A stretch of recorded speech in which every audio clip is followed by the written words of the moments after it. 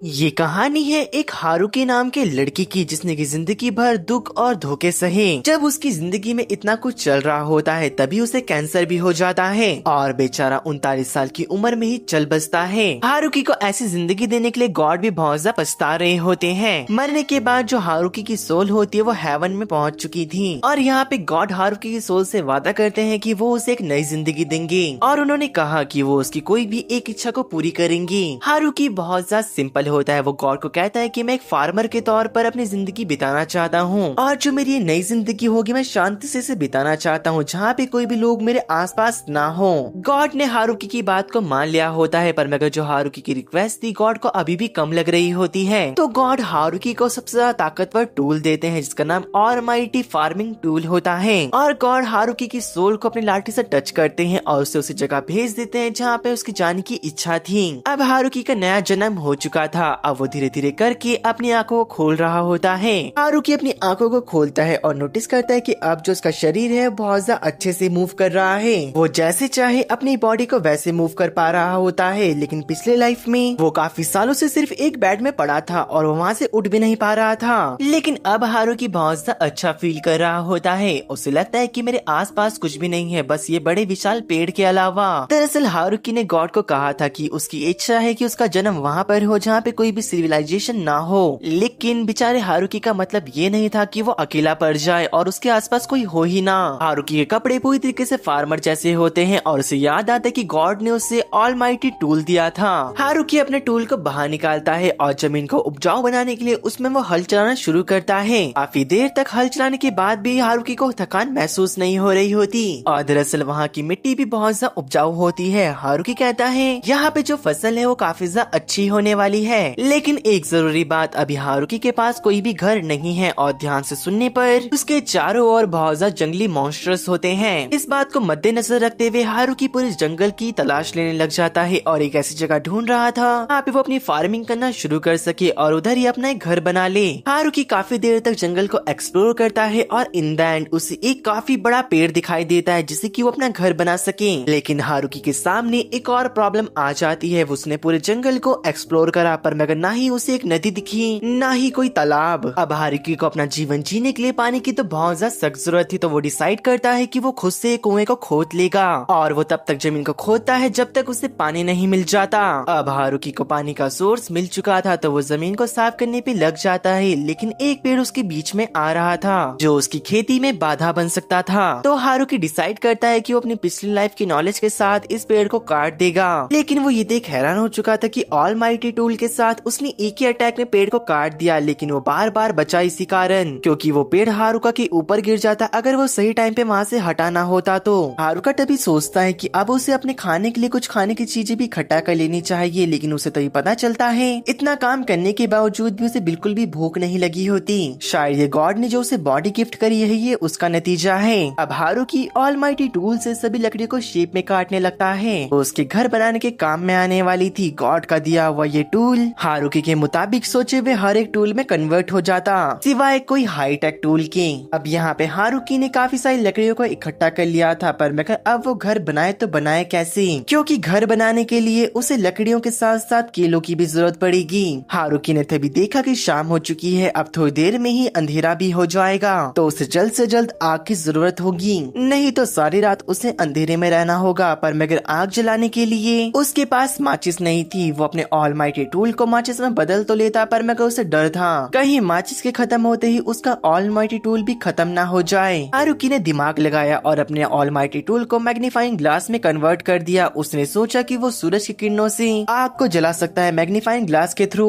लेकिन उसका भी फायदा नहीं होता क्योंकि सूरज तो डूब चुका था। आखिर में हारुकी ने उसी बड़े से पेड़ के नीचे एक छोटी सी जगह बनाई जहाँ पे वो पूरी रात जागने वाला था और वो अपने औजार से लकड़ी के बर्तन और बाकी चीजें बना रहा होता है अंदर बैठे हुए। इन हारुकी बहुत ज्यादा हैरान होता है कि वो अंधेरे के अंदर भी साफ साफ देख पा रहा था। अगली सुबह हारुकी पानी को चेक करने के बाद सबसे पहले आग जलाता है और इसके बाद हारुकी जंगल में सारे पेड़ काटने लग गया था। पूरा दिन पेड़ काटने के बाद हारुकी को तब भी थकान नहीं लगी होती लेकिन थोड़ी देर बाद हारुकी को भूख लगने लग जाती है और उसके आसपास से काफी ज्यादा अजीब आवाजें आ रही होती हैं। तभी हारुकी के ऊपर एक रैबिट मॉन्स्टर हमला कर देता है। हारुकी घबराहट में ही अपने ऑलमाइटी माइटी टूल से रैबिट मॉन्स्टर के ऊपर हमला कर देता है और उसी एक हमले में रैबिट मॉन्स्टर की मौत हो जाती है। हारुकी का अब खाने का इंतजाम हो चुका था। हारुकी सोचता है कि अब मैंने खाना खा लिया, पर मगर मैंने इसे कहीं निकाला नहीं है, तो वो जंगल में एक इनोवेटिव कमोड का यूज करता है। लेकिन बेचारी को लग रहा होता है कि मैं जंगल में सबके सामने खुले में कर रहा हूँ, तो बेचारा शर्म के मारे 4 दीवारों को खड़ी कर देता है और आराम से अब वो करने बैठ चुका था। थोड़ी देर बाद जब वो अपनी फार्मिंग को शुरू करता है तो उसके सामने एक और दिक्कत आ जाती है कि वो अपने खेत में क्या बोए। खीरा, टमाटर, प्याज सबके सब बढ़िया सब्जी है। हारुकी के मन में यही सब चल रहा होता है, लेकिन उसे पता नहीं चलता कि उसने कितने सारे खेतों को बना दिया। सब सोचते हुए बेचारा वो ये सोच रहा होता है कि मैंने खेत तो बना दिए, पर मगर मेरे पास तो बीज भी नहीं है। अब शाम हो चुकी थी। हारुकी डिसाइड करता है कि अब मैं कल जंगल में जाके बीजों को ढूंढ लूंगा, पर मगर कल सुबह हारुकी ये देख हैरान हो जाता है कि खेत में तो फसल बिना बीज की ही उग गई। लगता है कि ये ऑलमाइटी टूल का ही असर है। उसके बाद हारुकी ने अपने खेतों के आसपास एक प्रोटेक्टिव शील्ड को बना दिया ताकि जो ज़ॉम्बी और बाकी रैबिट्स हैं उसकी फसलों को तबाह न कर दें, और उसने खेतों के चारों ओर गड्ढा भी बना दिया ताकि कोई जंगली मॉन्स्टर उस गड्ढे को पार न कर सके। और दरअसल जो ये काम था ये काफी दिनों तक चलता रहा, पर मगर फाइनली ये काम खत्म हुआ तो उसने नोटिस करा जो फसलें हैं वो काफी तेजी से ग्रो हो रही हैं और काफी हेल्दी भी। और जो जितनी लकड़ियां बच गई उनका यूज करते हुए हारुकी ने एक घर बनाया और अपनी स्किल्स का यूज करते हुए उसने छत को भी बनाया। ऐसा करते हुए काफी दिन बीत चुके थे, पर मगर तभी हारुकी नोटिस करता है कि उसके खेत के बाहर 2 घायल भेड़िया होते हैं। ऐसी हालत में वो दोनों खतरनाक तो नहीं लग रहे थे। हारुकी उन दोनों को कुछ मीट ऑफर करता है जो कि हाल फिलहाल में उसने एक जंगली सुअर को मारा था उससे मिले थे। दरअसल हारुकी को डॉग पसंद होते हैं काफी ज्यादा और वो हमेशा से उन्हें पालना चाहता था। तो हारुकी नोटिस करता है कि दरअसल वहाँ पे एक फीमेल भेड़िया होती है और एक मेल भेड़िया। फीमेल दरअसल प्रेग्नेंट होती है और इस वक्त उसे बहुत ज्यादा दर्द हो रहा है। दरअसल वो कुछ टाइम में ही अपने बच्चों को जन्म देने वाली होती है। तो हारुकी ये देखते हुए उन्हें अपने घर लेके आ जाता है और जो जो वो कर सकता था वो सब उसके लिए किया। उस रात फिर से हारुकी अपनी उसी पेड़ वाली गुफा में सो गया और अगली सुबह जब वो जागा तो उसने देखा कि दरअसल वो मादा ने 4 बच्चों को जन्म दिया होता है। ये देखने के बाद हारुकी ने उन दोनों को अपना सबसे ज्यादा लजीज मीट दिया होता है ताकि वो दोनों सेलिब्रेट कर सके। अब वो भेड़िया हारुकी के घर को ही अपना घर मान चुके थे। तो हारुकी अपने लिए एक और नया घर बनाता है जो कि पहले से भी बड़ा होता है। हारुकी के प्लांट्स भी अब कटाई के लिए तैयार होते हैं और दरअसल जो ये भेड़िए होते हैं हारुकी की फार्मिंग लाइफ में भी काफी ज्यादा काम आ रहे थे। दरअसल वो हारुकी के लिए जानवरों का शिकार करते थे, उसमें हारुकी का भी काम हो जाता था। दरअसल जो ये भेड़िया है ये मांसाहारी थे, लेकिन ये हारुकी के खेत की सब्जियां भी पसंद करा करते थे खाने में। हारुकी यहाँ पे नोटिस करता है कि उसे एक और झोपड़ी बनाने की जरूरत है जहाँ पे वो अपनी सब्जियों को स्टोर कर सके और उसे अपनी फार्मिंग लाइफ में अभी बहुत कुछ करने की जरूरत थी। दूसरी ओर हमें एक लड़की को दिखाया जाता है जो कि एक पर्सन से बात करती हुई कह रही थी कि मैं फॉरेस्ट ऑफ डेथ में जाना चाहती हूँ। कहा जाता है कि दरअसल जो ये फॉरेस्ट है काफी खतरनाक मॉन्स्टर से भरा हुआ है। वो आदमी मना करता है कि उस जगह पे मत जाओ। वो लड़की कहती कि मुझे पता है कि वो खतरनाक है, इसी वजह से मैं वहाँ जा रही हूँ। अब हमें एक बात तो कंफर्म हो चुकी थी कि इस वर्ल्ड में भी सिविलाइजेशन है। दूसरी ओर हमें गॉड को दिखाया जाता है जहाँ पे हमें पता चलता है कि हमारे बेचारे गॉड से फिर से एक और बार गलती हो चुकी है। उन्होंने गलती से हारुकी को फॉरेस्ट ऑफ द डेथ में रिवाइव कर दिया है जो कि काफी ज्यादा खतरनाक जगह है। अब वो हारुकी की सोल को भी वापस नहीं बुला सकते क्योंकि ये रूल्स के खिलाफ है। खैर जो हारुकी होता है अब अपने ऑलमाइटी टूल की सीक्रेट्स को जानने लग चुका था। जब हारुकी आलूओं के बारे में सोच रहा था तो ऑलमाइटी फार्मिंग टूल ने खेतों में आलूओं के बीज को खुद ही लगा दिया। मैजिक का यूज करते हुए हारुकी ने अपनी सारी पसंद की सब्जियों को इसी ट्रिक का यूज करते हुए बो दिया और उसने नोटिस करा कि ऑलमाइटी टूल का यूज करते हुए जो सब्जियां होती हैं वो काफी जल्दी बड़ी हो जाती हैं। इस चीज का सम्मान करते हुए हारुकी ने गॉड की 2 मूर्तियां बनाई। अब पहली बार हारुकी ने अपनी उगाई सब्जियों का खाना बनाया जो कि खाने में ठीक होता है, बस उसके अंदर नमक की कमी होती है। बिना नमक के खाना बड़ा ही बेस्वाद होता है। वक्त के साथ साथ हारुकी ने अपने घर के बाहर कुछ फलों के पेड़ भी लगाए और धीरे धीरे कर उन भेड़ियों के साथ उसकी बॉन्डिंग अच्छी होती चली गई। उसने नोटिस करा भेड़ियों के सर पे कुछ सिंग उगने लग चुके हैं। अब जो हारुकी के ये रूममेट्स होते हैं उसकी बहुत ज्यादा मदद करने लग चुके थे और दरअसल जो ये भेड़िए होते हैं इनके अंदर टैलेंट होता है कि ये कभी भी अपने घर को नहीं भूलते। इस चीज का फायदा उठा के हारुकी ने जंगल की एक बहुत बड़े हिस्से को कवर कर लिया जहाँ पे उसे काफी बड़ी मात्रा में पानी का एक नया सोर्स मिल गया जो कि ताज़ा पानी होता है। बस यहाँ पे दिक्कत वाली बात ये होती है कि अब वो उसे खेत तक कैसे पहुँचाएगा। हारुकी डिसाइड करता है कि मैं खुदाई करते हुए उसे अपने घर तक लेके जाऊंगा। ये काम काफी ज्यादा मेहनत का होगा, पर मैं अगर 1 घंटे या फिर 30 मिनट में मैं इसे पूरा कर दूंगा। लेकिन अभी खेत के ऊपर बहुत सा काम करना बाकी था और रोड को भी सीधा करना था। अगर उसे सलामती से चीजें एक तरफ से दूसरी तरफ पहुंचानी है तो यहाँ पे हारुकी का खेत काफी जल्दी ग्रो हो रहा होता है, इतना कि उसे अपना खेत को और ज्यादा एक्सपेंड करना पड़ जाता है। हारुकी ने अपने खेतों में नई नई तरह की चीजें बोना शुरू कर दिया था, गन्ने, गेहूं, यहाँ तक कि उसने इमली के पेड़ भी लगा दिए होते हैं। हारुकी कहता है कि चीजें अभी तो अच्छी होने चल चुकी थी, पर मगर अब ये और ज्यादा खराब होने लग गई हैं, क्योंकि सर्दियों का सीजन आ चुका था। यानी कि हारुकी को अब और भी मुसीबतों का सामना करना होगा, जैसे कि ठंड में खेती नहीं हो पाएगी और ठंड में हारुकी के पास पहनने के लिए कपड़े ही कहाँ हैं। हारुकी ने रैबिट मॉन्स्टर की खाल को पहनने की कोशिश करी, पर मगर ठंड से पहले वो उसकी बदबू से ही मर जाता। और ऐसे मुश्किल समय में जो हारुकी का पेट होता है उसने उसकी मुलाकात एक स्पाइडर से करवाई, और दरअसल जो वो स्पाइडर होता है उसने फटाफट हारुकी के लिए एक रुमाल बना दिया अपनी कला का यूज करते हुए। अब हमें पता चलता है कि दरअसल जो वो स्पाइडर है हारुकी के घर के बड़े पेड़ में रहना शुरू कर चुका है, क्योंकि दरअसल जो वो स्पाइडर होता है उसे हारुकी के खेत के आलू बहुत ज्यादा पसंद है। हारुकी ने स्पाइडर से तरह तरह के अपने लिए कपड़े बनवाए, घर की बेडशीट, घर के पर्दे, घर की तकिया, यहाँ तक कि काफी सारी चीजें वो स्पाइडर ही हारुकी के लिए बना के देता था, जिसके बदले बस हारुकी उसे आलू दिया करता था। हारुकी की लाइफ आराम से बीत रही थी, पर मगर अभी भी उसे अपनी जिंदगी के अंदर किसी चीज की कमी महसूस हो रही होती है। अब ये तो आप लोग ही सोचो कि उसे क्या चाहिए। और यहाँ पे हारुकी ने आलू के लालच में उस स्पाइडर का बहुत ज्यादा फायदा उठा लिया होता है। अब कहानी कुछ महीने आगे शिफ्ट हो जाती है, जहाँ पर गर्मियाँ वापस आ चुकी थी। हारुकी के पालतू कुत्तों के जो बच्चे होते हैं वो भी बड़े हो चुके थे। उन्होंने सफर करा और जब वो वापस लौटे तो वो अपने पार्टनर्स के साथ वापस आए। अब दरअसल उस मकड़ी के बच्चे हो चुके थे, जिसका की नाम ज़ाबूटॉन होता है। हारुकी बेचारा बहुत ज्यादा फ्रस्ट्रेट हो चुका था अकेले रह कर, क्योंकि जो उसके पालतू कुत्ते और ज़ाबूटॉन होते हैं सबके पास उनके बच्चे और उनके पार्टनर होते हैं। अब कुछ दिनों बाद सीन शिफ्ट होता है। हारुकी अपना काम कर रहा था, लेकिन ज़ाबूटॉन तभी खतरे की घंटी को बजाता है। हारुकी जंगल की तरफ बढ़ चुका था। जब वो वहाँ पे पहुँचता है तो वो देखता है कि एक लड़की पेड़ के पास बैठ रखी होती है, जो कि हारुकी से मदद मांग रही होती है। लेकिन हारुकी के पालतू भेड़िए उस लड़की के ऊपर बिल्कुल भी यकीन नहीं कर रहे होते और उसके ऊपर घुर्रा रही होती है। हारुकी ने उन्हें रोका और जैसे ही वो उस लड़की की मदद करने के लिए आगे बढ़ा, उस लड़की ने हारुकी को काट लिया और हारुकी का खून पीना शुरू कर दिया। और काफी ज्यादा हारुकी का खून कंज्यूम करने के बाद वो ट्रांसफॉर्म होना शुरू हो चुकी थी। लेकिन तभी अपने मालिक के ऊपर हमला होता देख जो हारुकी के पालतू होते हैं, उन सभी ने उस लड़के की काफी अच्छे से खातिरदारी कर दी थी। बेचारा हारुकी भी अपने पालतुओं को बड़ी मुश्किल से रोक पाया होता है। और वो लड़की वापस से छोटी हो चुकी होती है, जहाँ पे हारुकी ने उस लड़की की कहानी को सुना। दरअसल ये लड़की एक वैम्पायर होती है और उसे खुद को रिकवर करने के लिए हारुकी के ब्लड की जरूरत थी। दरअसल इस जंगल में घुसने के बाद काफी सारे खतरनाक लोगों ने उसके ऊपर हमला कर दिया और उनसे अपनी जान बचाते हुए उसके शरीर की सारी ताकत खत्म हो गई। हारुकी ने उस लड़की की बात को समझा और उसे अपना खून को ऑफर कर दिया। खून पीने के बाद वो लड़की ने वापस ट्रांसफॉर्म करा, पर मगर वो पहले की तरह अपने अडल्ट फॉर्म में नहीं आ पाई। कि बताती कि अगर मैंने तुम्हारा ज्यादा खून पी लिया तो तुम्हारी जान खतरे में आ सकती है। हारुकी कहते हैं कि तुम चिंता मत करो, तुम्हें जितना खून चाहिए मेरा तुम उतना पी लो।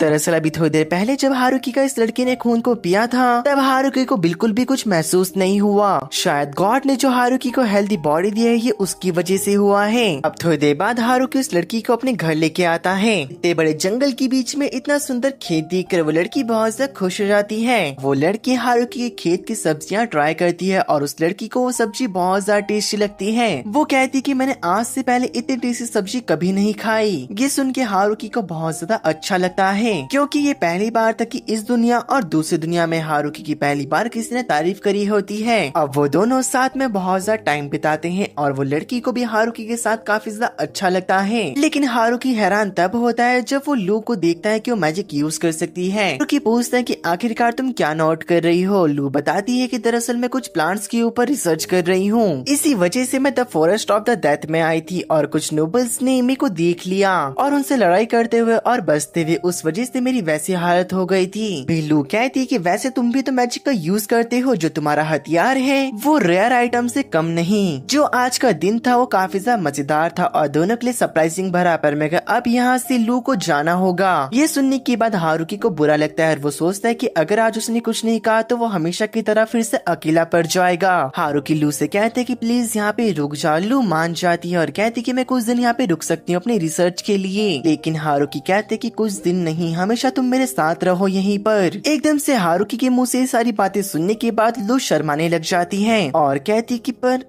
ऐसा नहीं हो सकता, मैं एक वैम्पायर हूँ, तुम्हें पता है ना, और जो नोबल्स हैं वो भी मेरे पीछे पड़े हुए हैं। पर मेगा हारुकी को इससे फर्क नहीं पड़ता। हारुकी लोगों से बात करने में अच्छा नहीं है, वो लोगों से अलग रहना चाहता था, लेकिन अब उसे रियलाइज हो रहा है कि वो अकेला नहीं रह पाएगा। रू ब्लश करते हुए कहती कि मैं रुक जाऊंगी, पर मगर तुमने मुझे एकदम से प्रपोज करा, उस वजह से मैं शॉक हो गई। और यहाँ पे अब जाके हमारे लड़के को रियलाइज हुआ कि उसने क्या कर दिया है। तो वो लू को समझाता है कि दरअसल मेरा वो मतलब नहीं था। और ये सुनने के बाद लू को गुस्सा आने लग चुका था और वो कहती क्या तुम हारुकी मेरे साथ मजाक कर रहे थे। हारुकी एकदम से उससे माफी मांगता है और कहता है मैं चाहता हूँ कि बस तुम यहीं पे रुक जा। लू उसकी बात को मान लेती है और ये सुनने के बाद हारुकी उसे जोर से हक कर देता है। अब हारुकी के दिन बदलने लग जाते हैं। उसे सुबह सुबह कोई ऐसा मिल चुका था जिसको कि वो गुड मॉर्निंग कह सके। हारुकी लू को बताता है कि दरअसल तुम मेरी विलेज की पहली पर्सन हो। हालांकि दरअसल ये जगह कोई विलेज नहीं होती, लेकिन हारुकी का सपना है कि वो यहाँ पे अपना विलेज बसाए। तभी जो हारुकी का डॉग होता है भौंकते हुए हारुकी को रियलाइज करवाता है कि दरअसल वो उसके यहाँ का पहला पर्सन है। और अगर सभी को गिना जाए तो दरअसल जो लू है वो 32 पर्सन है इस विलेज की। लू ये बात सुनने के बाद हंसने लग जाती है और कहती है कि मैं चाहती हूँ कि हम यहाँ पे मेडिकल हर्ब्स को भी उगाएं। और दरअसल ऑल माइटी टूल के साथ ये बहुत ज्यादा आसान था। तभी हमें उसी बार के सीन को दिखाया जाता है जहाँ पर आज एक और लड़की आई होती है और कहती कि मैं भी the forest of the death में जाना चाहती हूँ। वो आदमी उस लड़की को भी एडवाइस देता है कि मेरी बात मानो तो वहाँ पर मत जाओ, लेकिन वो लड़की को देख के लग रहा था कि वो उस पर्सन की बात नहीं मानने वाली। खैर जो भी हो, जब से यहाँ पे लू हारुकी की जिंदगी में आई होती है उसने हारुकी की रोजमर्रा की जिंदगी में उसका हाथ बटाना शुरू कर दिया था। हारुकी की लाइफ अब काफी ज्यादा इजी हो चुकी होती है पहले से, और उसने नमक की दिक्कत को भी सॉल्व कर दिया था। दरअसल यहाँ पे नमक पहले से ही था पर उसे डिसॉल्व करने की जरूरत थी। ऐसे करते करते लू ने हारुको को काफी सारी चीजें सिखाई और जब उन दोनों के दिन काफी ज्यादा बेहतर चल रही थी तो फिर से ज़ाबुटोन खतरे की घंटी को बजाता है। और जब हारुकी और लू वापस जंगल में जाके देखते हैं तो हारुकी के पालतुओं ने और ज़ाबुटोन ने मिलकर एक लड़की को फिर से पकड़ रखा था। हारुकी ने उस लड़की की मदद करी और हमें पता चलता है कि दरअसल वो लड़की एक एंजल है और वो अपने आप को हील भी कर सकती है। अचानक से एकदम से जो लू होती है एंजल को देखने के बाद अपना मुंह फेर लेती है और वहाँ से जाने लग जाती है। जब एंजल ने लू को देखा तो वो उसके ऊपर चिल्ला पड़ी और ये बात हारुकी के डॉग्स को पसंद नहीं आती और वो एंजल की अच्छे से खातिरदारी कर देते हैं। हारुकी बड़ी मुश्किल से एंजल को अपने डॉग से बचा पाया था और वो एंजल को अपने घर लेके आ चुका होता है, जहाँ पर हमें पता चलता है जो हारुकी के डॉग्स हैं उनके ऊपर मैजिक काम नहीं करता और वो स्पेल्स को भी काफी अच्छे से डॉज कर लेते हैं, जिसके जीते जाते गवाह ये एंजल और हमारी लू भी है। तभी एंजल पूछती कि आखिरकार लू तुम्हारे साथ ये आदमी कौन है। लू एकदम से बहुत ज्यादा ब्लश करने लग जाती है और वो बड़े धीरे से कहती है ये मेरे पतिदेव हैं। वो एंजल ये सुन के बहुत ज्यादा हैरान हो गई थी। हारुकी ने भी लू की बात में हामी भरी और यहाँ पे वो एंजल अपना नाम टिया बताती है और कहती कि मैं वही नोबल हूँ जो कि लू के पीछे पड़ी थी। दरअसल जो लू है गुस्से में पूरे एक शहर को तबाह करके रख दिया था। लू कहती कि इसमें मेरी कोई गलती नहीं थी, जो नोबल्स हैं वो ही जबरदस्ती मुझसे अलग अलग मेडिकल हर्ब्स और ड्रग्स बनाया करते थे। पर मगर टीना कहती है सच तो यह है, दरअसल जो लूना है वो हमेशा रात को जगा करती थी पागलों की तरह अपने रिसर्च को करने के लिए, लेकिन लूना इस बात से इनकार कर देती थी। खैर लूना कहती कि टिया तुम ये सब कुछ भुलाकर क्या मेरे साथ यहीं पे रुक नहीं सकती, और वो लूना को अपने बागान अपने खेत और बाकी सब दिखाने लग जाती है और उसने ज़ाबुटोन से भी टिया को मिलवाया। पर मगर ज़ाबुटोन को देखने के बाद टिया बेहोश हो जाती है। अब फसल काटने का टाइम हो चुका होता है, जहाँ पर ये लोग अपने ही मेहमान से काम करवा रहे होते हैं। उन लोगों ने शाम भर मेहनत करी होती है। टिया के कपड़े गंदे हो चुके थे, वो अपने मैजिक से अपने कपड़े नॉर्मल कर देती है। और यहाँ पे टिया को हारुकी के खेत की स्ट्रॉबेरीज बहुत ज्यादा पसंद आई थी और उसे खेती बाड़ी का काम भी पसंद आता है। लूना टिया से कहती है क्या तुम यहीं पे रुक के हमारे साथ रहना चाहोगी, और वो उसके ऊपर जोर डाल रही थी। पर मगर टिया कंफ्यूज हो जाती है। लू का कहना था कि मैं अकेले यहाँ पे सब कुछ नहीं झेल पाऊंगी क्योंकि उसको गाँव को बेहतर बनाना था। तो लू को टिया की मदद की जरूरत होती है ताकि वो गाँव को और ज्यादा अच्छा बना सके। खैर जो टिया होती है उनकी बात मान चुकी थी और टिया कहती कि मेरे को लगता है कि हमें और भी स्ट्रॉबेरीज को उगाना चाहिए, पर मगर ये पॉसिबल नहीं होता। अगर ये तीनों मिलकर भी काम करे तो ये खेत को आराम से नहीं जोत पाएंगे। और यहाँ पे जो भेड़िया की फैमिली होती है वो भी काफी बड़ी होती चली जा रही थी। ज़ाबुटोन के बच्चे अब इतने बड़े हो चुके होते हैं कि वो भी अपने सफर पे निकल चुके थे। अब जब वो वापस लौटेंगे तब वो अपने पार्टनर्स को भी लेके आएंगे। इसका मतलब यहाँ पे अब और ज्यादा लोग आने वाले हैं। अब हारुकी को पता चल चुका था कि यहाँ पे जगह कम पड़ने वाली है, तो उनके फ्यूचर को सिक्योर करने के लिए हारुकी ने एक अलग से उनके लिए एरिया बना दिया होता है। अब एक दिन टिया हारुकी को कहती है कि मैं अभी किसी काम से जा रही हूँ। हारुकी को लगता है कि टिया यहाँ पे रह के ऊब चुकी है, इस वजह से वो हमेशा के लिए जा रही है। टिया कहती कि ऐसी बात नहीं है, मैं जल्दी ही वापस आ जाऊंगी। इस बात को 2 दिन बीत चुके थे, लेकिन टिया अभी तक वापस नहीं लौटी होती है। और एकदम से जब वो आती है तो वो अपने साथ कई सारी एल्फ्स को लेके आई थी। और दरअसल जो ये एल्फ्स होती हैं अब इनके साथ ही रहने वाली थी। टिया बताती है दरअसल जो ये एल्फ्स है इनका घर वॉर में तबाह हो गया ह्यूमन के थ्रू से, लेके काफी साल बीत चुके हैं और ये लोग बिना घर के इधर से उधर भटक रहे हैं। तभी वो एल्फ्स के लीडर जिसका नाम रिया होता है वो कहती कि हमारे पास कोई भी घर नहीं है, अगर हम यहाँ से बाहर निकल गए तो हमें नहीं पता कि हमारी प्रजाति का क्या होगा, क्योंकि वो अपनी प्रजाति को आगे बढ़ाना चाहते हैं। और यहाँ पे हमें ये भी पता चलता है दरअसल ये एल्फ्स की उम्र 300 से 400 के पास है। हारुकी इनकी बात को मान चुका होता है और जब ज़ाबुटोन से मिलती है सभी के सभी फिर से बेहोश हो जाती हैं। लेकिन अब ये लोग काफी ज्यादा हो चुके थे, इन सभी को साथ रहने के लिए काफी बड़ी जगह की जरूरत थी और काफी बड़े घर की भी। अब ये लोग खेत को अपना एक घर बनाने लग जाते हैं। इन्होंने पेड़ काटे, उनसे इन्होंने टॉयलेट बनाया और जो एल्फ्स होती है वो बंगले को बनाने के लिए शुरू हो जाती है। हारुकी ने एक ही बार के अंदर इतने बड़े पेड़ को काट दिया। एल्फ्स और बाकी सारी लड़कियां हैरान हो जाती क्योंकि जो इस जगह के पेड़ है वो करीब लोहे से भी ज्यादा मजबूत है। दरअसल वो एल्फ गर्ल हारुकी से अच्छा कंस्ट्रक्शन का काम जानती थी। हारुकी का काम बस इतना था कि उसे लिया के ऑर्डर्स को फॉलो करना था, चाहे वो मिट्टी खोदना हो या फिर लकड़ियां उठाना। अब उन सारी एल्फ्स ने सच में काफी ज्यादा सुंदर घर बनाया होता है। लू और टिया कहती है कि उनकी छोटी झोपड़ी से 1000 गुना नहीं 1 लाख गुना अच्छा है। ये सुनने के बाद हारुकी को सच्ची बहुत ज्यादा बुरा लगता है क्योंकि उसने झोपड़ी काफी ज्यादा मेहनत से बनाई थी। खैर जो भी हो, इस घर की एंट्रेंस में काफी बड़ा एक बैठक रूम होता है और उसी के बगल में एक काफी बड़ा डाइनिंग टेबल है। सेकंड फ्लोर पर सभी के लिए अलग अलग रूम्स का व्यवस्था कर रखी थी। हारुका यहाँ पे कह रहा होता है दरअसल जो ये घर है हमारे लिए एक पीसफुल जगह की तरह है। यहाँ पे हमारे लड़के को पता चलता है दरअसल जो एल्फ्स हैं वो चिकन खाते हैं और वो फायर मैजिक का भी यूज कर सकते हैं, क्योंकि उसे लगा था कि जो एल्फ्स हैं वो मीट नहीं खाते क्योंकि वो प्रकृति से जुड़े हुए होते हैं। अगर वो मीट खाएंगे तो उन्हें बुरा लगेगा। लिया कहती कि तुम्हारा दिमाग खराब है, अगर एल्फ्स ऐसे होते तो वो सर्वाइव ही नहीं कर पाते।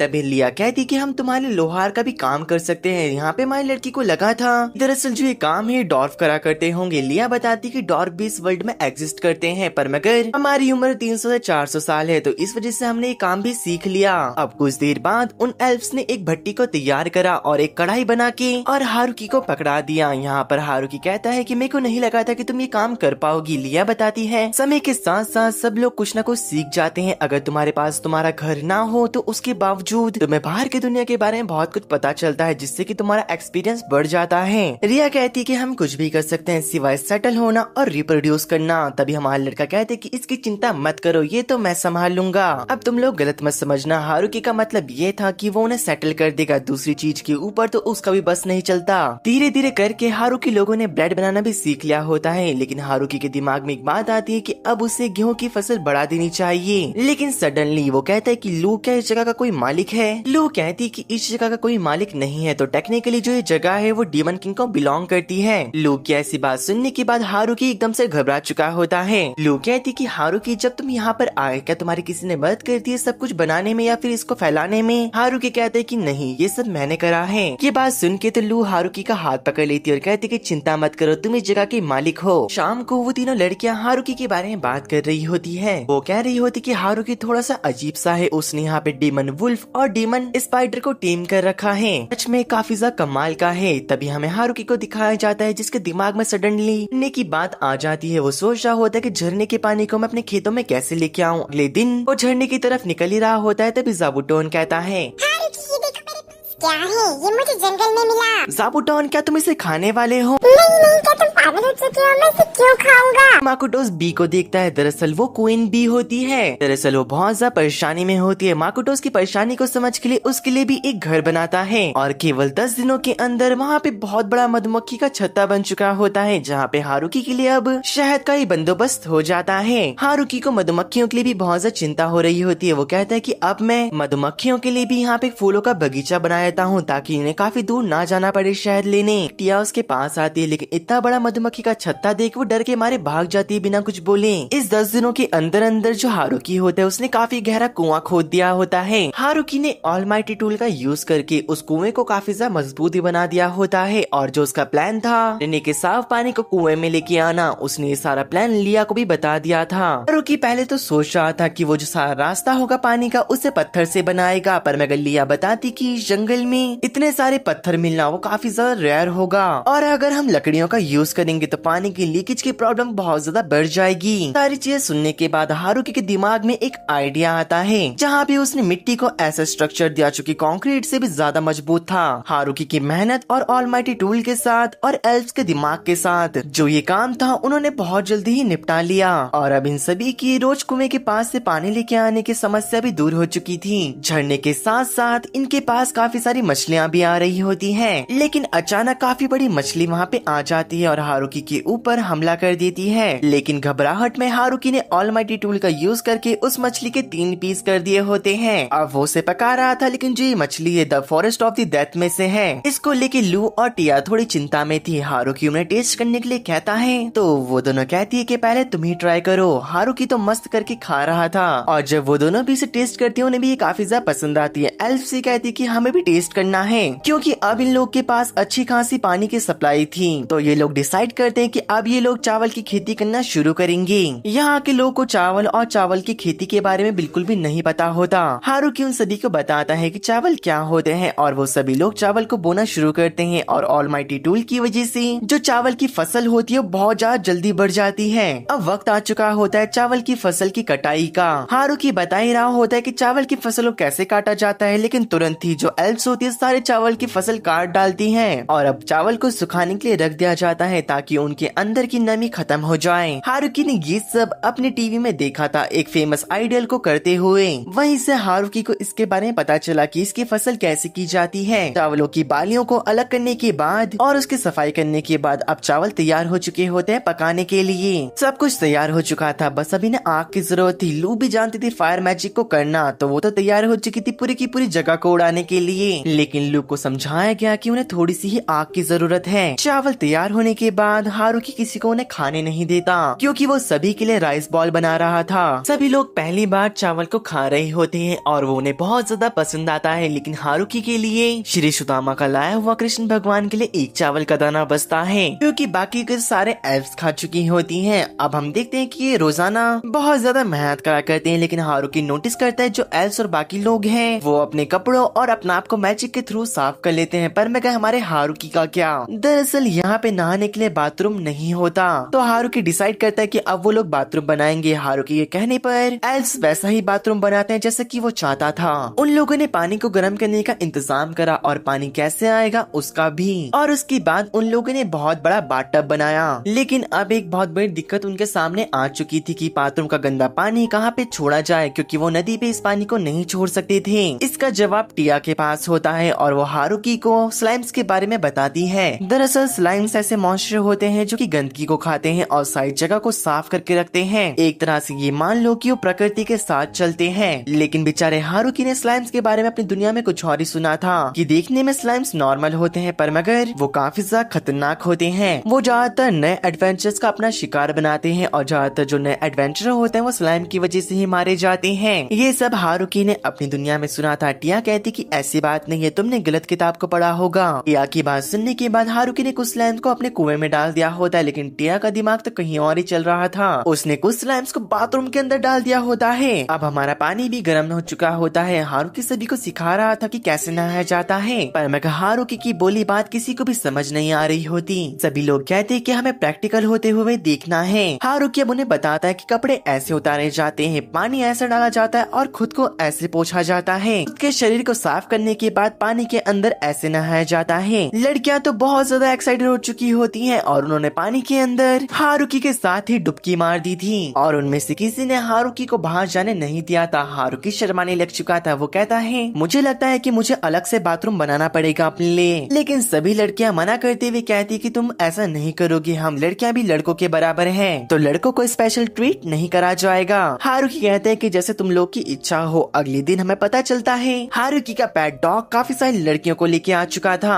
जो कि एल्स होती हैं। लिया बताती कि दरअसल जो ये लड़कियां हैं हमसे बहुत टाइम पहले ही बिछड़ चुकी थी, क्योंकि पहले हमारे गांव में ही रहा करते थे, पर मगर जब से हमारा गांव तबाह हुआ हम सब लोग अलग अलग हो गए। लिया बताती है क्या ये लोग हमारे साथ रह सकते हैं? हारुकी हाँ कर देता है। भाई साहब इस विलेज में कितनी लड़कियां आएंगी, कम से कम एक लड़का तो भेज दो। ये सारी चीजें होता देख जो हारुकी का पेट डॉग होता है वो अपनी सैड स्टोरी बताना शुरू करता है। मेरा नाम दरअसल कुरु है और जो ये नाम है मेरे मालिक ने ही मुझे दिया और मुझे कुरु नाम बहुत ज्यादा पसंद आया। दरअसल मेरे मालिक से पहले मेरा कोई भी मास्टर नहीं था। मैं जंगल में इधर से उधर घूमता रहता था और अपनी मस्ती में ही रहा करता था। मुझे लगता था मेरे से स्ट्रॉन्ग इस जंगल में कोई नहीं है और मुझे मेरी ताकत के ऊपर पूरा भरोसा था और मैं किसी को भी हरा सकता था। पर मगर तब मेरा सामना एक लड़की से हुआ जिसने कि मुझे बहुत गंदा मारा और उस लड़की से मैं हार गया और तब से मैं उस लड़की का गुलाम बन गया। उस लड़की ने मुझे अपने पास रखा, गुलामों की तरह ट्रीट करा। जब भी उसका मन करता वो मेरे साथ करती और अपनी बॉडी की नीड्स को पूरा करती और इसी नीड्स की वजह से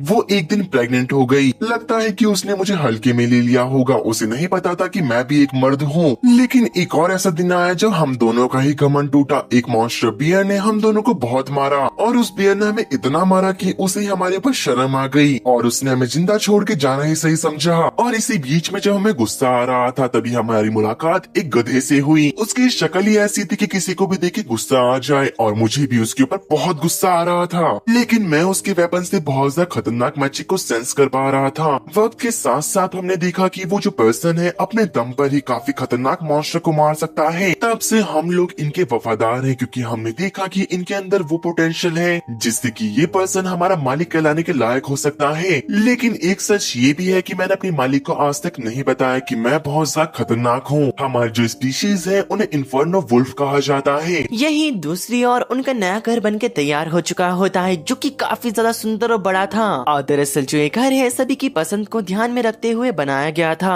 अंदर घुसते ही काफी बड़ा हॉल था। हारुकी का भी रूम काफी ज्यादा सुंदर होता है, उसके बगल में है डाइनिंग टेबल। सभी को अपना कमरा बहुत ज्यादा पसंद आता है। घर का जो स्टोरेज था काफी ज्यादा बड़ा और किचन दूर। लेकिन हारुकी की नजर एक रूम पे जाती है जो कि लॉक होता है। जब वो उसे खोलता है अंदर दिखाया जाता है कि डबल बेड होते हैं, यानी कि ये लड़कियां हारुकी के साथ कुछ नॉटी करने की प्लानिंग कर रही हैं। हारुकी उस रूम को बंद करता है, अपने मन में कहते हैं कि मैं ऐसे प्रिटेंड करूंगा मैंने कुछ नहीं देखा होगा। लिया कहती कि अगर आपको यहाँ पे कोई भी कमी पता चले तो मुझे आप बता देना, हम उसे चेंज कर देंगे। हारुकी हाँ करता है। सभी लोगों ने आज बहुत ज्यादा मेहनत करी थी तो सभी लोग हारुकी से कहते कि आज हमें खाने में क्या मिलेगा। हारुकी का प्लान होता है कि आज वो करी बनाए। यहाँ के लोगों को करी के बारे में कुछ नहीं पता था। हारुकी बताता है दरअसल जो करी बनाना है वो काफी ज्यादा इजी है और वो बहुत ज्यादा टेस्टी भी है, पर मगर करी को असली रूप देना ये तो बहुत ज्यादा मुश्किल होता है। हारुकी सभी को बताता है कि करी में कौन कौन से इंग्रेडिएंट्स डलते हैं, लेकिन किसी को हारुकी की बात समझ नहीं आ रही होती। हारुकी उन दोनों को अपने सीक्रेट खेत में लेके आया था, इससे पहले वो यहाँ पे किसी को नहीं लाया होता। दरअसल इस जगह का ऐसा क्लाइमेट नहीं है कि वो ऐसी फसलों को उगा सके, ये सब तो ऑलमाइटी टूल की मेहरबानी थी। हारुकी ने दरअसल यहाँ पे मसालों को बो रखा होता है, वो उन्हें जीरा हल्दी का पौधा भी और बाकी और चीजें दिखाता है, पर मगर वो उन्हें बताता है दरअसल जो हल्दी है उसे हमें पहले सुखाना होगा तभी वो तैयार होगी। और दरअसल जो ये काम होता है हारुकी उनके ऊपर छोड़ देता है। ऐसा करते करते उन लोगों ने काफी सारे मसालों को इकट्ठा कर लिया था, उनमें से एक धनिया भी होता है, पर मगर जो इन्फर्नो वुल्फ्स होते हैं वो धनिया को देख के न जाने क्यों डर जाते हैं। ये देख के टिया और लू काफी ज्यादा गहरी सोच में चली जाती है कि ऐसा क्यों हुआ। जब खाना बनाने का टाइम आता है तो हारुकी देखता है कि बस यहाँ पे लिया है और कोई भी नहीं। हारुकी को लिया से पता चला जो लू और टिया है वो किसी चीज के ऊपर रिसर्च कर रहे हैं, तो वो इतना इस पे ध्यान नहीं देता और करी बनाना शुरू करता है। पहले वो कढ़ाई में तेल डालते हैं, उसके ऊपर जीरा, कटे प्याज, टमाटर और लहसुन और उसके ऊपर मसाले को डाल दिया जाता है। इन सभी के बाद सब्जियां डाल के वो उसे अच्छे से भून लेते हैं और जो इसकी खुशबू होती है वो काफी ज्यादा अच्छी आ रही थी। सभी का ध्यान उनकी तरफ चला जाता है। हर कोई इसका बनने का इंतजार कर रहा था। लिया के तुम में पानी आ चुका था। हारुकी खाना बनाते बनाते सोच रहा था कि मैं कुछ तो भूल रहा हूँ और काफी देर सोचने के बाद उसे एकदम से याद आता है कि वो नान बनाना भूल गया। करी बनाते बनाते उसके दिमाग से उतर गया कि उसे नान भी बनाना है। हारुकी कहता है कि अब मुझे नान बनाना चाहिए क्योंकि करी के साथ नान अच्छा लगता है, उसके अलावा कुछ और नहीं। लेकिन वो लोग काफी सारे होते हैं तो हारुकी को बहुत ज्यादा नान बनाना पड़ेगा, लेकिन वो घबराता नहीं और वो नान बनाना शुरू कर देता है। यहाँ पे टिया और हमें लू को दिखाया जाता है जो कि धनिया के ऊपर रिसर्च कर रहे थे, लेकिन खाने की खुशबू उनके पास तक पहुँच चुकी होती है और उन्हें भूख लगने लग गई थी। शाम तक सारा काम खत्म हो चुका था, करी नान तैयार हो गए, लेकिन कोई उसे खा नहीं रहा होता क्योंकि किसी को नहीं पता कि इसे कैसे खाते हैं। भले ही करी से काफी ज्यादा खुशबू आ रही हो, लेकिन इन्हें नहीं पता था कि इसके अंदर क्या डाला गया है। उन लोगों को उसको खाने का बहुत ज्यादा मन कर रहा था, लेकिन सभी लोग खुद को रोक के बैठे होते हैं। तो करी की सबसे पहली बाइट हारुकी उन्हें लेके बताता है और उसे वो काफी ज्यादा पसंद आया था। हारुकी सभी को कहता है कि अगर किसी को करी पसंद आए तो वो और ले सकता है, और सभी के सभी तैयार हो चुके होते हैं और करी को लेने के लिए। लेकिन हारुकी कहता है क्या मैंने खुद के पैर पे कुल्हाड़ी मार ली, मेरे लिए करी बचेगी या नहीं। दूसरी ओर जो हमारी लू होती है वो वुल्फ को देती है करी खाने के लिए, लेकिन करी के अंदर धनिया डला था। वुल्फ उसे सूंघते ही वहाँ से भाग जाते हैं। ऐसा कि हारुकी को लास्ट में लगा होता है उसे करी खाने के लिए मिली ही नहीं, लेकिन हारुकी खुश होता है सभी को खुश होता देख। और यहाँ पे वापस से सर्दियों का मौसम आने लग चुका था और हारुकी ने पहले ही शुरुआत कर दी होती है हर एक चीज की। उसने लकड़ियाँ जमा कर ली होती है और ज़ाबुटोन के साथ उसने अपना ट्रेड भी कर दिया होता है आलू के बदले कंबलों का। लू और टिया यहाँ पे पेट्स के लिए खाने को स्टोर कर रही होती क्योंकि सर्दियों को वो शिकार नहीं कर पाते। हारुकी भी सर्दियों के लिए सब्जियों को स्टोर कर रहा होता है। एल्व्स भी अपना यहाँ पे काम कर रहे होते हैं। यहाँ पे लू को मैजिक यूज करता देख हारुकी को भी मैजिक यूज करने का मन कर जाता है। वो काफी कोशिश करता है पर मगर वो मैजिक यूज नहीं कर पाता। रात के टाइम वो लू से बात कर रहा था। लू बताती है दरअसल जो इग्निशन मैजिक होता है वो मैजिक में सबसे ज्यादा आसान मैजिक होता है, लेकिन उसके अंदर मैजिक ना होने की वजह से वो ये भी यूज नहीं कर सकता। हारुकी लू की बात को समझ चुका होता है। वो कहता है कि मैंने टिया की तरह गोलम बनाने की कोशिश करी पर मगर मैं उसमें भी नाकाम हो गया। लू ये सुनने के बाद भी हैरान हो जाती है। वो कहती कि दरअसल जो गोलम बनाना है वो बच्चों का काम नहीं है। यहाँ तक कि लू भी उस मैजिक को अच्छे से नहीं कर पाती। हारुकी को ये सुन हैरानी होती कि टिया इतनी अमेजिंग है। हारुकी के मुंह से टिया की तारीफ सुनते हुए लू को बुरा लगता है। वो कहती है हालांकि मैं भी काफी सारे ऐसे मैजिक कर सकती हूँ जो टिया नहीं कर सकती। हारुकी कहते हैं कि बताने वाली बात नहीं है, ये मुझे पता है, बल्कि यहाँ पे जो सारे लोग हैं वो अपनी तरफ से बहुत ज्यादा मेहनत कर रहे हैं। बस मैं ही हूँ जो कि बाकी काम नहीं कर पाता। बस मैं थोड़ा बहुत गार्डनिंग और कुकिंग करता हूँ। लू कहती क्या तुम पागल हो चुके हो, तुम काफी ज्यादा अमेजिंग हो। फॉरेस्ट ऑफ डेथ में सरवाइव करना ऐसा सिर्फ तुम ही कर पाए अभी तक, और मैं किसी और को नहीं जानती जो कि ऐसा कर पाया हो। अपनी तारीफ सुनने के बाद हारुकी को बहुत ज्यादा अच्छा लगता है। अगले दिन से काफी ज्यादा बर्फ गिरना शुरू हो जाती है। सभी का आधे से ज्यादा टाइम घर के अंदर ही बीत रहा होता है। तो हारुकी सब लोग बोर ना हो जाएं उसके लिए उसने अपनी दुनिया के 3 गेम्स को बनाया, महाजो, चेस और रिवर्सी। जब सभी ने रिवर्सी के रूल्स सुने उन्हें ये गेम काफी ज्यादा आसान लगा, लेकिन टिया कहती कि दरअसल जो ये गेम तुम्हें आसान लग रहा है ये इतना आसान नहीं है। जो इसके रूल और जो इसकी स्ट्रेटेजी है वो काफी ज्यादा खतरनाक होने वाली है। हारुकी टिया की तारीफ करते हुए कहता है कि अरे वाह तुमने ये गेम समझ लिया। लेकिन हारुकी के मुंह से टिया की तारीफ सुनने के बाद जो हमारे यहाँ पे लू होती है उसे काफी ज्यादा बुरा लगता है और जेलसी होती है। वो एकदम से टिया को चैलेंज कर देती है गेम के लिए और टिया भी उसका जो चैलेंज होता है उसे एक्सेप्ट करती है। उन का जो गेम होता है काफी ज्यादा इंटेंस चल रहा होता है। ऐसा लगता है कि कोई भी जीत नहीं सकता, लेकिन इन द एंड जो लू होती है उसको टिया ने ऐसी जगह फंसा दिया था जहाँ से उसका निकलना बहुत ज्यादा मुश्किल था। हारुकी को यकीन हो जाता है कि इस मैच को टिया जीत जाएगी, लेकिन तभी लू पूरे गेम को बिगाड़ के रख देती है और कहती कि अरे यार मेरा गलती से हाथ फिसल गया। लू कहती कि किसी को याद है जो हमारे पीसेस थे वो कहाँ पर है, क्योंकि मुझे तो याद नहीं। शायद मुझे लगता है कि हमें गेम फिर से शुरू करना होगा। पर मगर जो लिया होती है वो अपने मैजिक से जो गोटियां जहाँ पर थी उन्हें वहीं पर रख देती है, लेकिन लू फिर से नहीं मानती और फिर से वही हरकतें करती है। दूसरी ओर जो लिया होती है वो भी एक एल्फ के साथ रिवर्सी गेम को खेल रही होती है। यहाँ पर कुरु लिया की मदद कर रहा होता है और हैरानी वाली बात ये होती कि जो कुरु की प्रिडिक्शन होती है वो काफी ज्यादा अच्छी होती है। उसने लिया को मैच जिता दिया था। दूसरी ओर जो 2 वुल्फ होते हैं वो भी चेस खेल रहे होते हैं। बाहर से तो ऐसा लगता है कि वो दोनों पीसफुली गेम को खेल रहे हो, पर मगर अंदर से उन दोनों के बीच में बैटल चल रही थी कि कौन इस मैच को जीतेगा। लू यहाँ पे वुल्फ्स को गेम खेलते हुए देखती है। वो कहती है अरे वुल्फ्स गेम खेल रही हैं, इन्हें तो मैं आराम से हरा दूंगी। उनके साथ गेम्स को खेलती है, पर मगर थोड़ी देर गेम्स को खेलने के बाद हमें दिखाया जाता है कि वो एक कोने में मायूस बैठ रखी थी, क्योंकि दरअसल कुरु ने उसे भी हरा दिया होता है। और दरअसल जो उसने टिया के साथ करा वो कुरु के साथ वो जान के कर ही नहीं सकती, क्योंकि जैसे कि आपको पता है इन्फर्नो वुल्फ्स के ऊपर मैजिक काम नहीं करता और वो बहुत ज्यादा स्ट्रॉन्ग होते हैं, तो कुरु उसकी बैंड बजा देगा। अब हारुकी भी उन सभी के साथ महाजोंग को खेलने लगता है। ये गेम काफी ज्यादा दिमाग का होता है और कुरु भी इस गेम को समझ जाता है। काफी ज्यादा चीजें अच्छी जा रही होती है हारुकी के लिए। उसे लगता है कि इन द एंड वो पक्का जीतेगा, पर मगर यहाँ पर फिर से कुरु ने बाजी पलट ली और कुरु वो गेम जीत गया। हारुकी के साथ इतना बुरा होता है कि वो इस गेम में लास्ट आया होता है। उससे पहले कुरु फर्स्ट आया होता है, लू सेकंड और लिया थर्ड। बेचारा हारुकी इतना मायूस हो जाता है कि वो कोने में बैठ जाता है अपनी वाइफ के बगल में। और जो हमारा ज़ाबुटोन होता है वो वापस से अपनी हाइपरनेशन में जा चुका था। अब जब सबका उन तीनों गेम से मन भर जाता है तो हमारा हारुकी सबके सामने बॉलिंग को इंट्रोड्यूस करता है। और हारुकी ने पिंस के ऊपर दुश्मनों के नाम लिखे थे क्योंकि सब लोग जानना चाहते थे आखिरकार उन्हें पिंस को क्यों मारना है और उन्हें नीचे क्यों गिराना है। हारुकी जितना भी ट्राई कर लेता बार बार उसे 2 पिंस नहीं गिर रहे होते, हर बार वो दोनों वहीं पे खड़े रहते हैं। अगली बार जब उसकी टर्न आती है तो वो उन दोनों बॉलों को भी नीचे गिराया था और काफी ज्यादा खुश लग रहा था। लेकिन लू ने एक ही बारी में उन सारे पिंस को नीचे गिरा के उससे वो खुशी भी छीन ली होती है। इन लोगों की जो ये मस्ती होती है ये पूरी सर्दियाँ चलती है और आपस में सभी के सभी बहुत ज्यादा खुश भी होते हैं। दूसरी और अब स्प्रिंग का मौसम आ चुका होता है। उन लोगों ने पहले से डिसाइड कर लिया होता है कि वो फसलों को उगाएंगे, पर मगर तभी ज़ाबुटोन कहता है हमारी ओर कोई बढ़ रहा है, सावधान हो जाओ। की तरफ दरअसल एक ड्रैगन आ रहा होता है। टिया कहती कि वो कोई ड्रैगन नहीं है, उसका नाम वाइवन है जो कि ड्रैगन से भी ज्यादा खतरनाक होते हैं। सभी को लगता है कि अगर हम वाइवन को ना छेड़े तो क्या पता वो हमें ना देखे और निकल जाए, पर मगर ऐसा नहीं होता।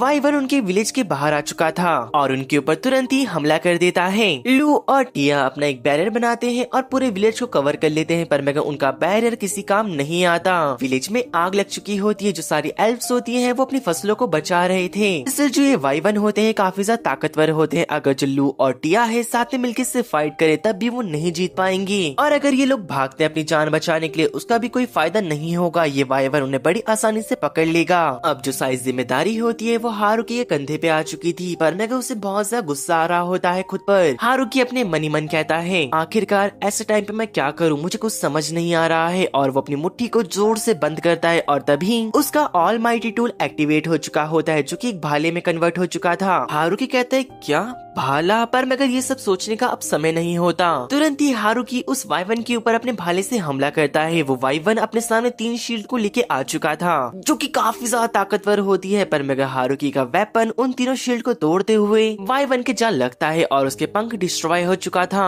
हारुकी की ये पर्सनालिटी सभी के सामने पहली बार आई होती है। सभी लोग हैरान होते हैं कि हारुकी ने वाइवन जैसे क्रीचर को जख्मी कर दिया कि डीमन लॉर्ड के कुछ जनरल्स के बाद काफी ज्यादा ताकतवर में गिना जाता है। हारुकी का भाला उसके पास वापस आ चुका था तो हारुकी एक और बार वाइवन के ऊपर उस भाले को फेंकता है। इस बार भाला वाइवन की छाती को चीर के निकल चुका था और जंगल में जाके वो कहीं पे गिर जाता है। अब जब सब लोग जंगल में आके देखते हैं तो वाइवन मारा जा चुका होता है। हारुकी टिया और लू से पूछता है क्या जो ये वाइवन है किसी का है या फिर किसी ने हमारे पर जानबूझ के हमला करवाया, लेकिन टिया मना करती है और कहती कि दरअसल जो वाइवन है वो काफी ज्यादा रेयर मॉन्स्टर होता है और इसको टेम करना हर किसी की बस की बात नहीं। अगर किसी का ये होता तो वो अपने कीमती मॉन्स्टर को ऐसे किसी के ऊपर हमला करने नहीं भेजता। मुझे लगता है कि ये जंगली होगा। हारुकी वाइवन को उठा के अपने घर लेके आता है और गैस वर्ट उसने उसे आज रात के खाने में पका दिया। दरअसल वाइवन को लेके एक कहानी काफी ज्यादा प्रसिद्ध है कि एक राजा ने काफी साल पहले कहीं से सुना था कि जो वाइवन का मीट होता है वो काफी टेस्टी होता है, तो उस राजा ने अपनी आर्मी को भेजा वाइवन के मीट को लाने के लिए, पर मगर वाइवन ने उसकी पूरी की पूरी आर्मी को खत्म कर दिया। अब यहाँ पे सभी लोग वाइवन के मीट को खा रहे होते हैं जो कि काफी ज्यादा टेस्टी होता है। टिया और लोग काफी ज्यादा खुश होते हैं कि इस विलेज में आने से पहले जो हारुकी के पालतू हैं उन लोगों ने उनका स्वागत करा। हारुकी ने नहीं, अगर हारुकी इनका स्वागत करता तो पता नहीं क्या हो जाता, क्योंकि वो दोनों काफी ज्यादा हैरान होते हैं हारुकी की पावर को देखने के बाद। हमारा सीन शिफ्ट होता है, हमें डीमन कैसल को दिखाया जाता है। दरअसल जो डीमन लॉर्ड के जनरल्स होते हैं वो काफी ज्यादा हैरान होते हैं क्योंकि उन्हें पता चला कि उनके वाइवन को किसी योद्धा ने 2 हिट के अंदर ही मार गिराया। ये बात सुनने के बाद उनमें से एक जो मंत्री होता है वो रिजाइन करके चला जाता है क्योंकि जो वाइवन था डीमन लॉर्ड की आर्मी के बराबर था और अगर जिसने उसे 2 हिट में हरा दिया है उनके साथ उनकी लड़ाई हुई तो उसका सामना कैसे करा जाएगा। यहाँ पर अगले दिन जो हमारा लड़का होता है वो सोच रहा था कि वाइवन का मीट कल तो काफी ज्यादा डिलीशियस हो रहा था, पर मगर उसके साथ किसी चीज की तो कमी थी, तो वो डिसाइड करता है कि वो अंगूर के साथ वाइन को बनाएगा। जैसे सारी एल्फ्स को पता चला कि आज जो वाइन को बनाने वाले हैं सभी ने मिलकर सारे अंगूरों अंगूरों को काटना शुरू कर दिया। अब वो लोग अंगूर को कुचल के इनका रस निकालने वाले थे, लेकिन जैसे ही वो अंगूर के ऊपर चलते हैं वो काफी ज्यादा सॉफ्ट होता है और इस वजह से वो नीचे गिर जाते हैं। तो वो लोग डिसाइड करते हैं कि वो इस काम को एक रिदम में करेंगे। जो एल्फ्स होती हैं अपना क्लासिक गाने को गाने लग जाती हैं और जो सारी लड़कियां होती हैं अंगूरों को कुचल के उनका रस निकालती हैं। सभी को इस काम में बहुत ज्यादा मजा आ रहा था। लू एकदम से हमारे हारुकी को पकड़कर उसे भी लेके चली जाती है और उन लोगों ने मजे मजे में 16 बैरल भर दिए होते हैं। एल्फ्स कहती है तो 16 बैरल है, तुम चिंता मत करो, इसे तो हम 1-2 दिन में पी के खत्म कर देंगे।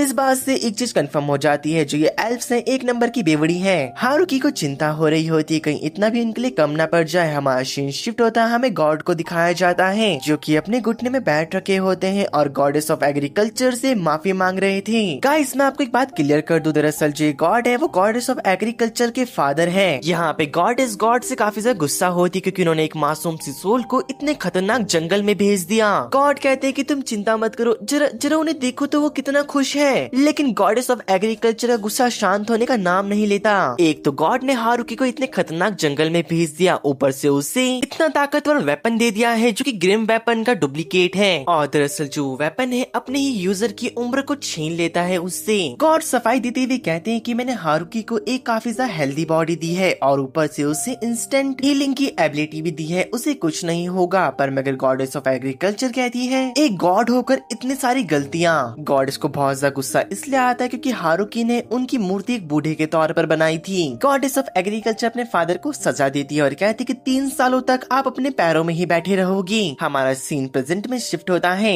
ज़ाबुटोन खतरे की घंटी को बजा रहा होता है और हमें जंगल में दिखाया जाता है कि आज उसके पालतुओं ने फिर से एक और लड़की को पकड़ रखा था, लेकिन जो लू होती है उसे पहले से पहचानती थी। दरअसल ये लू की छोटी बहन होती है और इसका नाम फ्लोरा होता है। दरअसल जो फ्लोरा होती है बताती है कि वो अपनी बहन को ढूंढते ढूंढते यहाँ तक आ चुकी थी और जब उसे पता चलता है जो उसके सामने ये झिंगूर सा लड़का बैठ रखा है ये उसकी बहन का पति है, उसे बहुत ज्यादा शॉक लगता है। गुरु फ्लोरा की तरफ काफी ज्यादा गुस्से भरी नजरों से देखता है। फ्लोरा कहती है कि अरे अरे कोई बात नहीं, ये काफी ज्यादा अच्छे हैं। यहाँ पर लू अपने हस्बैंड की अपनी बहन को सारी काबिलियत को बता रही थी कि कैसे उसने वाइवन को हराया और वो वुल्फ्स का मालिक भी है और उसके अंडर डीमन स्पाइडर भी काम करा करती है। हारुकी को अब जाके पता चलता है कि दरअसल जो गुरु है वो एक इन्फर्नो वुल्फ है जो कि काफी ज्यादा ताकतवर होते हैं। अभी तक उसे लग रहा था कि उसने किसी डॉग की स्पीशीज को टेम कर रखा है। सबको ये सुनकर शौक लगता है कि हारुकी को अभी तक पता ही नहीं था कि गुरु काफी ज्यादा ताकतवर है। अब हारुकी ने अपनी साली के लिए काफी ज्यादा टेस्टी खाना बनाया होता है और उसे सबसे ज्यादा टोफू पसंद आता है। दरअसल इस वर्ल्ड में टोफू एग्जिस्ट नहीं करता पर मगर ये भी हारुकी की मेहरबानी है। हारुकी कहते हैं कि मैं तो मिसो और सोया सॉस भी बनाना चाहता था, लेकिन उसे बनाने के लिए मुझे फर्मेंटेड सोयाबीन की जरूरत थी। दरअसल जो फ्लोरा होती है वो अपनी बहन के ऊपर गई होती है जो कि सारी बातों को नोट कर रही थी। अगले दिन जो फ्लोरा होती है वो शहर की ओर बढ़ चुकी थी और वो जाते हुए कहती कि मैं सभी को फर्मेंटेड सोयाबीन के बारे में बताऊंगी। अब इस बात को लेके 1 महीना हो चुका होता है। 1 महीने बाद फ्लोरा वापस आती है और अपने साथ काफी सारी मेड्स को लेके आई थी। जो मेड्स की लीडर आने होती है वो कहती कि मास्टर हम आपकी सेवा में हाजिर है और हम आपके लिए कुछ भी काम करेंगी। फ्लोरा साथ ही साथ 2 गाय को भी लेके आई होती है जो कि काफी ज्यादा हेल्दी होती है और काफी सारा दूध देती है। हारुकी खुश हो जाता है कि अब उनके पास दूध भी होगा तो वो उसके साथ चीज भी बना पाएगा। किया के माइंड में चल रहा होता है कि यहाँ पे हर स्पीसीज की जो पॉपुलेशन है वो बढ़ती चली जा रही है पर मगर बस मैं एक ही यहाँ पे एंजल हूँ। इस बात को सोचकर वो घबराने लग जाती है और कहती कि मुझे कुछ दिनों की छुट्टी चाहिए। और जब वो वापस आती है वो अपने साथ 3 एंजल्स और काफी सारे लिजर्ड मैन को लेके आई थी। लिजर्ड मैन का लीडर दादा होता है, वो अपने साथ एक मुर्गी को भी लेके आया था। देख हारुकी खुश हो जाता है और हारुकी को खुश देख टिया भी खुश हो जाती है। दरअसल जो ये मेड होती है वो दिखने में ताकतवर नहीं होती पर मगर ये काफी ज्यादा ताकतवर है और जो साफ सफाई का काम है ये काफी ज्यादा अच्छे से करती है। लेकिन बस इन्हें खाना बनाना नहीं आता था तो हारुकी ने खाना बनाना सिखाता है और काफी मेहनत करने के बाद जब वो पहली बार अपना खाना बनाती है तो वो काफी ज्यादा टेस्टी होता है। दूसरी ओर टिया और उसकी एंजल्स जंगल में निगरानी रखती है और जो लिजर्ड मैन है वो काफी ज्यादा ताकतवर होते हैं तो वो मेहनत वाला काम करते हैं। यहाँ पे हारुकी ने दादा के ऊपर लाल रिबन को बांध दिया था क्योंकि वो काफी ज्यादा कंफ्यूज हो रहा होता है क्योंकि दरअसल जो वो तीनों लिजर्ड हैं वो एक जैसे दिखाई देते थे।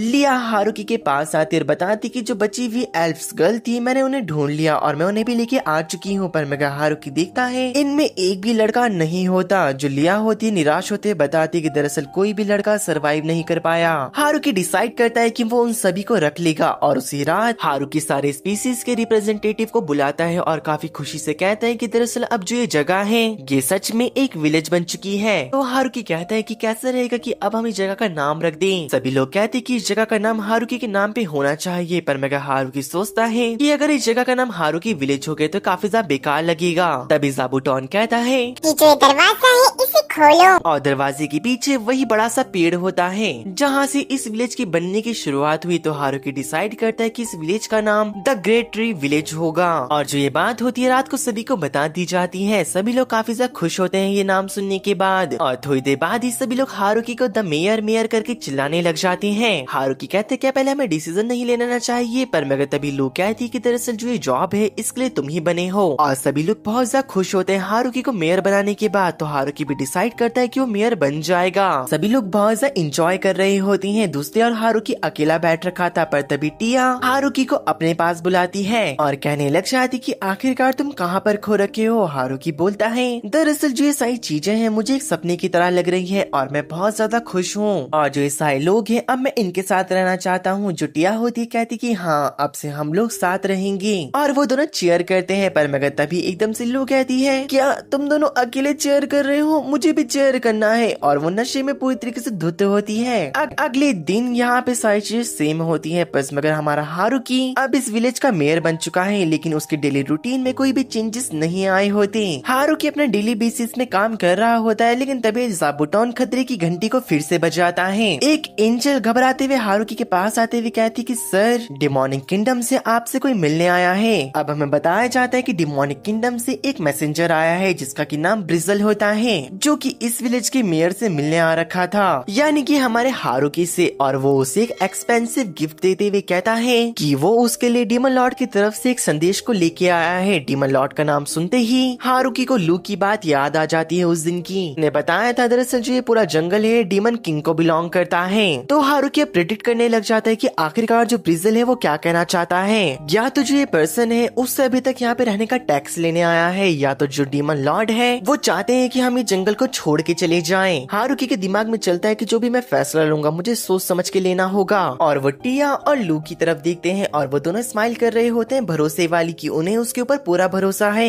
हारुकी कहते हैं कि मैं सेटलमेंट करना चाहता हूँ और मैं डीमन लॉर्ड को 10% अपनी फसलें दूंगा टैक्स के तौर पर। और ये सुनने के बाद जो ब्रिजल होता है वो काफी ज्यादा शॉक हो जाता है। ब्रिजल को शॉक होता देख हारुकी भी शॉक हो चुका था, उसकी फट चुकी थी कहीं उसने कुछ गलत तो नहीं कह दिया, क्या मैंने उसे कम टैक्स बोला, क्या मुझे ज्यादा बोलना चाहिए था। पर मगर जो ब्रिजल होता है वो तो मरा जा रहा था सेटलमेंट करने के लिए। हारुकी ब्रिजल को कहते हैं कि अगर आपको टैक्स चाहिए तो आपको हर साल विंटर से पहले आना होगा। ब्रिजल इस बात के लिए भी मान चुका था। अब उन लोगों के बीच में कॉन्ट्रैक्ट हो जाता है। अब ब्रिजल वहाँ से गुड बाय गिफ्ट लेके जा चुका था। यहाँ पे हारुकी की तारीफ हो रही होती कि उसने कितने आराम से 10% में इसे सेटल कर दिया, वरना जो टैक्स होता है वो 50 से 60% होता है। हारुकी कहते हैं क्या इतना ज्यादा। खैर वो लोग मान चुके हैं, इसमें हम लोग का भी फायदा है कि वो साल में सिर्फ एक बार आएंगी, तो उन लोग को पता भी नहीं चलेगा कि हम क्या क्या फसलें उगाते हैं। यहाँ पे लू बहुत ज्यादा खुश हो रही होती है। ये जो ब्रिजल है उन्हें काफी ज्यादा अच्छा तोहफा दे के गया है। दरअसल वो एक ऐसा पोशन होता है जो कि किसी भी चोट को हील कर सकता है। यहाँ पर डीमन कैसल में सारे मंत्री बहुत ज्यादा हैरान होते हैं कि दरअसल कैसे हारुकी ने उनके साथ समझौता कर लिया। उनमें से एक कहता है ऐसा भी हो सकता है जो हारुकी है वो अंदर ही अंदर किसी चीज की प्रिपरेशन कर रहा हो। ब्रिजल कहता है कि हाँ ऐसा हो सकता है, पर मगर वहाँ पर उन लोगों की बात मानने के अलावा मेरे पास कोई और चारा नहीं था, क्योंकि वहाँ पर वैम्पायर प्रिंसेस, एंजल वॉरियर और एल्फ्स और इन्फर्नो वुल्फ्स की एक बहुत बड़ी सेना थी। और दरअसल जो 3 लड़कियां मुझे लेके आई वो मामूली एंजल नहीं थी, वो किलर एंजल के नाम से जानी जाती है। बस मेरे को वहाँ पे इसी बात का डर लग रहा था कि अगर उन्होंने हमारे ऑफर को ठुकरा दिया तो हम लोगों के बीच में दुश्मनी ना पैदा हो जाए। अब जो ब्रिजल होता है वो हारुकी के तोहफे के कपड़े को देखता है और काफी ज्यादा डर चुका था, क्योंकि दरअसल जो ये कपड़ा होता है ये ज़ाबुटोन ने बुन रखा था और दरअसल ज़ाबुटोन ने पिछले डीमन किंग को बराबरी की टक्कर दी थी। तो आप इस बात से अंदाजा लगा सकते हो कि अगर हारुकी के पास ऑलमाइटी टूल ना हो तो विलेज में सबसे स्ट्रॉन्गेस्ट कोई और नहीं ज़ाबुटोन होगा।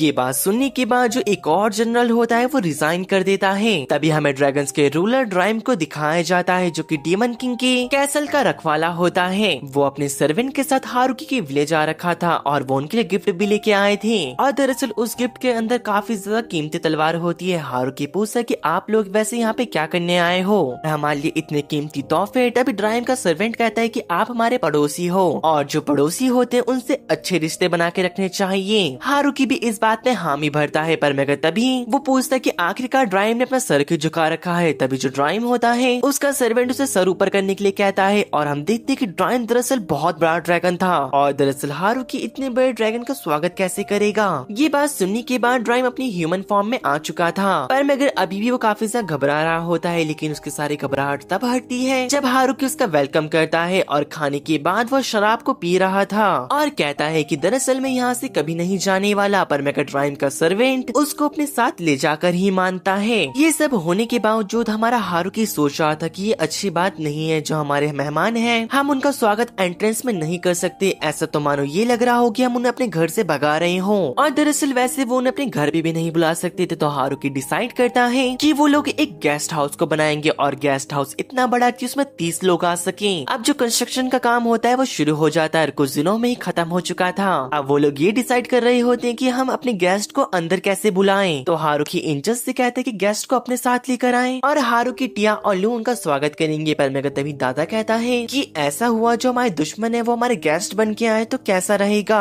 हारुकी का प्लान अब कैंसिल हो चुका था और वो अपने साथ और लोगों को ऐड कर लेते हैं उनका स्वागत करने के लिए, ताकि वेलकम के साथ साथ वो अपनी सेफ्टी भी रख सके। फ्लोरा कहती कि मेरे को भी आप लोग की मदद करनी है, तो हारुकी भी उसे काम देता है कि वो पूरी रात भर उन गेस्ट के ऊपर नजर रखे जो कि पूरी रात यहाँ पे रुकेंगे। अगले दिन हमें दिखाया जाता है जो कुछ बीस्ट मैन होते हैं वो हारुकी के विलेज में आते हैं गेस्ट बनकर। ये लोग हाउलिंग विलेज से आए होते हैं जो कि हारुकी के विलेज के साथ अपने रिलेशन बनाना चाहते थे। उनका विलेज में स्वागत कराया जाता है और उनका स्वागत लू करती है और उनसे पूछती क्या आप इतने ही लोग हो। तभी उनका लीडर गाव्स कहता है कि हाँ दरअसल हम इतने ही है, पर मगर तभी रिवील होता है कि दरअसल जो 2 बीस्ट मैन थे वो छुप रखे थे जिनको कि इन्फर्नो वुल्फ्स ने सूंघ लिया था। तो वो कहती है कि तुमने झूठ कहा तो अब तुम लोग मरोगे। तभी जो गाव्स होता है उनसे माफी मांगने लग चुका था और कहते हैं कि शायद दरअसल जो ये लोग हैं पीछे छूट चुके होंगे। उन लोग का स्वागत होता है गेस्ट रूम में और दरअसल गेस्ट रूम की खूबसूरती देखने के बाद उन लोग के तो मुंह से पानी आने लग चुका था, पर मगर टिया ने उन्हें बाहर से बंद कर दिया होता है और कहती कि दरअसल ये लोग हमारे गेस्ट नहीं है, ये हमारे लिए कुछ नहीं लेके आए हैं और ये लोग खाली हाथ आए हैं। और आखिरकार इन्होंने अपने 2 लोगों को क्यों छुपा रखा था। जो ये सारी बातें हैं वो नजरअंदाज नहीं कर सकते थे, तो यहाँ पर उन लोगों को स्पेशल ट्रीटमेंट ना देकर कच्ची सब्जियां दी जाती है खाने के लिए। पर मगर जो हारुकी होता है मेड से कहता है ऐसे मत करो, वो हमारे मेहमान है, उन्हें थोड़ी वाइन तो दे दो पीने के लिए। ये सुन के मेड हारुकी के ऊपर ही भड़क जाती है और कहती कि वो लोग हमारे लिए तोहफा नहीं लाए। दरअसल जो ये बीस्ट मैन होते हैं वो कच्ची सब्जियों को भी काफी चाव से खा रहे होते हैं, लेकिन हारुकी को उनके लिए अच्छा नहीं लगता और इन द एंड वो उनको वाइन दिला ही देता है। लेकिन मेड ने मना कर दिया था कि वो ज्यादा गिलास नहीं देने वाली। तब आखिरी में हारुकी उनसे पूछता है जो उनका विलेज है वो कैसी जगह है। गाल्प्स उन्हें बताता है कि जो इनका विलेज है वो लगभग 500 साल पुराना है और ये लोग सिर्फ 100 हैं। दरअसल हम लोग माइनिंग और हंटिंग करते हैं और ह्यूमंस के साथ ट्रेड कर ही हमारा घर चलता है, पर मगर किसी कारण से वो ट्रेड रुक चुका है। तो अब हमें ऐसी जगह की तलाश है जो कि हमारे साथ ट्रेड कर सके। तो हमें आपके विलेज के बारे में पता चला और आपके विलेज के बारे में हमें डीमन किंग के सर्वेंट ने बताया जो कि उनके लिए काम करा करता है। तभी जो टिया होती है पूछ ही लेती कि आखिरकार तुम में से 2 जने छुप क्यों रखे थे। तभी वो बताता है कि अगर हम बाकियों को कुछ हो जाता तो कुछ लोग तो होने चाहिए थे जो कि विलेज में रिपोर्ट कर सके इस बारे में। ये बात कंफर्म होने के बाद कि ये लोग उनके दुश्मन नहीं है तो सब लोग एक दूसरे के साथ कंफर्टेबल होकर बात करने लग जाते हैं। दरअसल हारुकी लोग करेंसी का यूज नहीं करते, तो अब ये लोग क्रॉप्स के बदले उनके साथ बर्तन का ट्रेड करने वाले थे। उनके बनाए गए बर्तन बहुत ज्यादा सुंदर होते हैं, तो हारुकी डिसाइड करता है कि वो उनके साथ ट्रेड करेगा। लेकिन अगर इनके साथ हारुकी को ट्रेड करना है तो इनके साथ उसे हाउलिंग विलेज जाना पड़ेगा, क्योंकि जो ट्रांसपोर्ट का काम है इनकी बस की बात नहीं है। हारुकी के लिए कोई बड़ी बात नहीं होती, वो कहता है कि मैं अपने पालतुओं का यूज कर सकता हूँ इस काम के लिए। तो उन दोनों की जो डील होती है वो कंफर्म हो चुकी थी। अब वो लोग जा रहे होते हैं। जाने से पहले उन्हें अपनी गलती का पता चलता है कि दूसरों के यहाँ जाने से पहले कोई गिफ्ट लेके जाना पड़ता है। दरअसल इनको ये बात नहीं पता होती क्योंकि उनके यहाँ पर ऐसा रिवाज नहीं है और दरअसल ये काफी सा गरीब है। पर मेगा गाल्प्स कहता है कि अगली बार जब मैं आऊंगा तो मैं पक्का कोई ना कोई गिफ्ट लेके आऊंगा,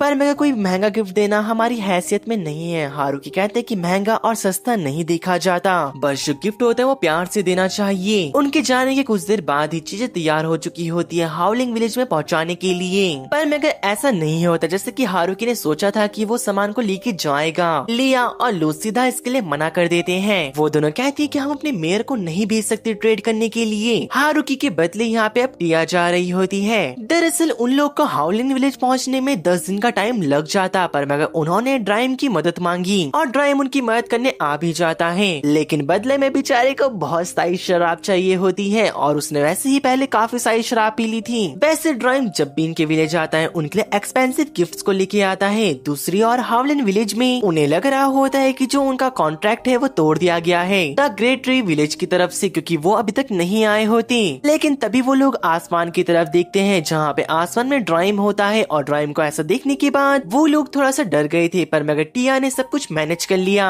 अब थोड़े दिनों बाद वो वापस से आ चुके होते अपने विलेज में। यहाँ पे ड्राइम उदास इसलिए लग रहा होता है क्योंकि हावलिन विलेज वालों ने उसकी वाइन के लुफ्त उठा लिए थे, लेकिन ड्राइम को हारुकी ने इस बात को बोल के खुश कर दिया था कि बाद में उसे काफी शराब देगा। टिया हारुकी को बताती कि हावलिन विलेज के जो मेयर है उन्होंने एक रिक्वेस्ट करी है कि उनके यहाँ से 20 डेमी ह्यूमन गर्ल उनके पास आना चाहती है। हारुकी को पर मगर इससे कोई दिक्कत नहीं होती, लेकिन वो सोचता है कि अगर इस विलेज में सारी की सारी लड़कियां भर गई तो जो मेरा विलेज होगा उसका तो कोई फ्यूचर नहीं होगा। तो हारुकी कहता है उनकी रिक्वेस्ट को मान लिया जाएगा अगर वो 18 लड़कियां और 2 लड़के भेजे तो। जो हारुकी की रिक्वेस्ट होती है वो मान ली गई होती है और कुछ दिनों में वहाँ पे वो सारी डेमी ह्यूमन बीस्ट गर्ल आ चुकी होती है और वो घबराते हुए कहती है कि हम कुछ भी काम करेंगी पर मगर आप हमें विलेज से मत निकालना। हारुकी हमारा बहुत ज्यादा काइंड होता है, जैसे कि हम लोग को पता है। वो कहता है कि तुम चिंता मत करो। अगर मुझे एक बात बताओ बाकी के लड़के कहाँ पर है? तभी जो वो लड़की होती उसका नाम सीना था, वो अपने पीछे 3 छोटे छोटे लड़कों के लेके आ रखी होती है। दरअसल ये बच्चे बड़े होके फ्यूचर तो ब्राइट करेंगे पर मगर उसमें काफी समय लगने वाला होता है। दरअसल जो ये बीस्ट गर्ल होती है यहाँ पे रहने में कंफर्टेबल हो चुकी थी पर मगर अभी भी उन लोगों को जाबुटॉन और बाकी लोगों से डर लगता है। हारुकी को यहाँ पे पता चलता है कि बीस्ट गर्ल भी मैजिक कर सकती है, तो सभी लोग बोलते हैं कि सब लोग मैजिक कर सकते हैं सिवाय आपको छोड़कर। हारुकी को इस बात से थोड़ा बुरा लगता है पर मगर वो कहता है जो मैं कर सकता हूँ मैं वो करूंगा। दूसरी ओर हमें दिखाया जाता है कि एकदम से जमीन हिलने लग जाती है। हारुकी को पता नहीं चलता कि ऐसा क्यों हो रहा है। तभी जो एक किलर एंजल होती है वो हारुकी के पास आती है और बताती है कि दरअसल एक जंगली स्नेक मॉन्स्टर और बियर मॉन्स्टर आपस में फाइट कर रहे हैं, जिसकी वजह से जंगल में काफी ज्यादा नुकसान हो रहा है। अगर उन्हें रोका नहीं गया तो जो वो तबाही है विलेज तक पहुंच जाएगी। हारुकी तभी कहता है क्या हम उन्हें खा सकते हैं, पर मगर एंजल को समझ नहीं आता और हारुकी कहता है कि मेरे को वहाँ पर लेके चलो। हमें दिखाया जाता है कि वो बियर मॉन्स्टर और स्नेक मॉन्स्टर के सामने होते हैं और उन दोनों ने उन्हें नोटिस कर लिया था। किलर एंजल डर चुकी होती है, वो कहती है क्या हम यहाँ पे बैकअप को लेके आए, पर मगर हारुकी कहते है कि नहीं मुझे नीचे उतार दो। और नीचे आने के बाद जो किलर एंजल होती है वो काफी तेजी से हारुकी को उन दोनों के पास लेके जाती है और हारुकी ने अपने एक ही अटैक के अंदर दोनों को खत्म कर दिया होता है। और जो पूरे विलेज वाले होते हैं यकीन नहीं हो रहा होता कि जो उनका मेयर है इतना ताकतवर है। हारुकी ने उन दोनों के मीट से एक कमाल की डिश बनाई और सभी को बहुत ज्यादा पसंद भी आती है, लेकिन हारुकी को अपनी प्लेट के अंदर कुछ चीज की कमी लग रही थी। तो वो फ्लोरा के लैब में आता है और उससे कहता है कि मुझे एक ऐसी चीज चाहिए जो कि हार्मफुल बैक्टीरिया को मार दे। फ्लोरा उसे वो पोर्शन दे देती है और जाने से पहले हारुकी कहता है कि मिसो को बनाने की तैयारी कैसी चल रही है। फ्लोरा बोलती है कि वो अच्छी नहीं चल रही है, दरअसल जैसे कि आपने मुझे कहा था मैंने वैसे ही करा। कई अलग पोर्शन कई अलग मैजिक स्किल को ट्राई करा पर मगर हर बार ब्लास्ट हो जाता है। हारुकी कहती है कोई बात नहीं मैं तुम्हारी मदद करूंगा, पर मगर उससे पहले हम दोनों मेयोनीज को बनाएंगी। इन्हें अंडे मिक्स करे, विनेगर मिक्स करा और नमक मिक्स करा और थोड़ी देर बाद उसने मेयोनीज को बना लिया। वो इतना टेस्टी हो रहा होता है कि फ्लोरा तो उसे ऐसे ही खाने लग जाती है। अब बारी आ चुकी थी मिसो को बनाने की, तो पहले हारुकी ने सोयाबीन्स को अच्छे से धो लिया और ऑलमाइटी टूल से अपना काम करना शुरू कर दिया। काफी देर तक उसने मिसो बनाने के ऊपर ध्यान दिया और जब वो बन गया हारुकी ने उसे ढक के रख दिया और कहा कि जितनी देर तक हम इसे रख के रखेंगे ये उतनी ही टेस्टी हो जाएंगी। तभी थोड़ी देर बाद वहाँ पे हमारी लू आ जाती है और कहती है कि तुम दोनों क्या कर रही हो। दरअसल हमारे विलेज में कुछ मेहमान आ रखे हैं और हमें दिखाया जाता है कि वो डॉर्फ मैन होते हैं जो कि उनके विलेज में यहाँ पे ट्रेड करने आए थे और उन्होंने सुना था कि द ग्रेट ट्री विलेज में काफी हाई क्वालिटी का अल्कोहल मिलता है, तो वो चाहते हैं कि इनके साथ वो अल्कोहल शेयर करा जाए। पर मगर जो सारी लड़कियां होती है इसके लिए मना कर देती है। डॉर्फ मैन कहते हैं कि हमारे पास दरअसल ट्रेड करने के लिए कुछ नहीं है, पर मगर हमारे पास टेक्नोलॉजी है और दरअसल हमने तुम्हारी फसलों को देखा है वो काफी प्रीमियम क्वालिटी की है, तो हम तुम्हारी फसलों का यूज करके काफी अलग अलग तरह के अल्कोहल्स बना सकते हैं। ये सुनने के बाद सभी लोग बहुत ज्यादा खुश हो चुके होते हैं कि उन्हें अलग अलग तरह की अल्कोहल पीने को मिलेगी। हारुकी उनकी बात को मान चुका होता है, जहाँ पे डॉर्फ थोड़ी देर मेहनत करते हैं और थोड़ी देर के बाद उन्होंने विस्की को बनाया था। हारुकी उसे पीता है तो बताता है कि वो काफी स्ट्रॉन्ग है और काफी अच्छी भी। हारुकी बताता है कि तब से जो डॉर्फ हमारे साथ रहना शुरू कर दिए थे और हमने उनकी वेलकम पार्टी भी करी। हारुकी को काफी ज्यादा खुशी हुई कि कम से कम इस विलेज में कोई ऐसा तो है जो कि उसकी तरह है। हारुकी तभी डोनोवन से पूछता है कि आपको यहाँ पे कोई लड़की पसंद आई। डोनोवन कहता है कि जो यहाँ की लड़कियां हैं वो काफी ज्यादा सुंदर है और काफी ज्यादा अच्छी भी, पर मैं अगर सबके सब मेरे से छोटी हैं, मेरे को तो औरतें पसंद है जिनकी मूछें और दाढ़ियां हो। भाई साहब दारा सिंह बनना चाह रहा है क्या ये? अगले दिन हमें दिखाया जाता है दरअसल जो हारुकी होता है अपने काम पे जा रहा था, लेकिन तभी ज़ाबुटोन फिर से खतरे की घंटी को बजाता है और हमें दिखाया जाता है कि एक ड्रैगन उनकी तरफ आ रहा था। हारुकी अपने ऑलमाइटी टूल को भाले में कन्वर्ट कर देता है और जैसे फेंकने वाला था वो देखता है कि ड्राइम उससे लड़ रहा होता है, लेकिन तभी उनके पास एक और व्हाइट ड्रैगन आने लग जाती है तो हारुकी उसके ऊपर अटैक कर देता है, लेकिन जो व्हाइट ड्रैगन होती है वो उसे डॉज कर देती है। एकदम से हारुकी फिर से अपना भाला फेंकने के लिए तैयार हो जाता है, पर मगर तभी वहाँ पे ड्राइम का नौकर आ चुका था और कहते कि प्लीज हमला मत करो। दरअसल हमें पता चलता है कि ये ड्राइम के दुश्मन नहीं, ड्राइम की फैमिली होती है। ड्राइम की वाइफ का नाम लून होता है और उसकी बेटी का लास्ट इन मून। दरअसल जो ड्राइम है जब भी हारुकी के यहाँ पे आया करता था तो वो रात को छुपके से आया करता था। ड्राइम की बेटी और उसकी वाइफ को उसके ऊपर शक होने लग गया, तो सच की तलाश में ही वो यहाँ पे सब कुछ देखने आए थे। और दरअसल जो ड्राइम था गिफ्ट लाया करता था महंगे महंगे, वो अपने पर्सनल खजाने के अंदर से चुरा के लाया करता था। दरअसल यहाँ पे हमारे हारुकी ने ड्राइम के लिए पर्सनल घर भी बना दिया था और वो अपने मन में कहते हैं कि ये अच्छा डिसीजन नहीं था। ड्राइम कहते हैं कि मैं तो यहाँ पे बस अच्छे रिलेशन बना रहा था। ड्राइम की वाइफ को ये सुन के गुस्सा आने लग चुका होता है। हारुकी कहते हैं कि मुझे माफ कर देना, दरअसल मैं इनकी हकीकत नहीं जानता था। ड्राइम कहते हैं कि नहीं आपकी कोई गलती नहीं है और हारुकी वहाँ से बाय बोल के चला जाता है। ड्राइम तब सीरियस होके कहते हैं कि तुमने देखा कि मैं यहाँ पर क्या कर रहा था? लोन कहती कि मुझे माफ कर देना और उसने देख लिया होता है कि आखिरकार हारुकी कितना ज्यादा स्ट्रॉन्ग है। ड्राइम की बेटी कहती कि मॉम आपने वो हमला डॉज कर लिया वरना उससे आप मर सकते थे। लून कहती कि दरअसल जो वो हमला था बहुत ज्यादा तेज था, मैं उसे डॉज कर ही नहीं सकती थी। जो मेरा पुराना दोस्त है उसने मुझे बचा लिया, यानी कि ज़ाबुटोन ने लून को पीछे खींचा था। दरअसल जो एक खतरनाक ताकत है हम इसे नजरअंदाज नहीं कर सकते, तो बेटा तुम्हें यहाँ पे रहकर इस ताकत के ऊपर निगरानी रखनी होगी ताकि ये ताकत हमारे खिलाफ कभी जा ना सके।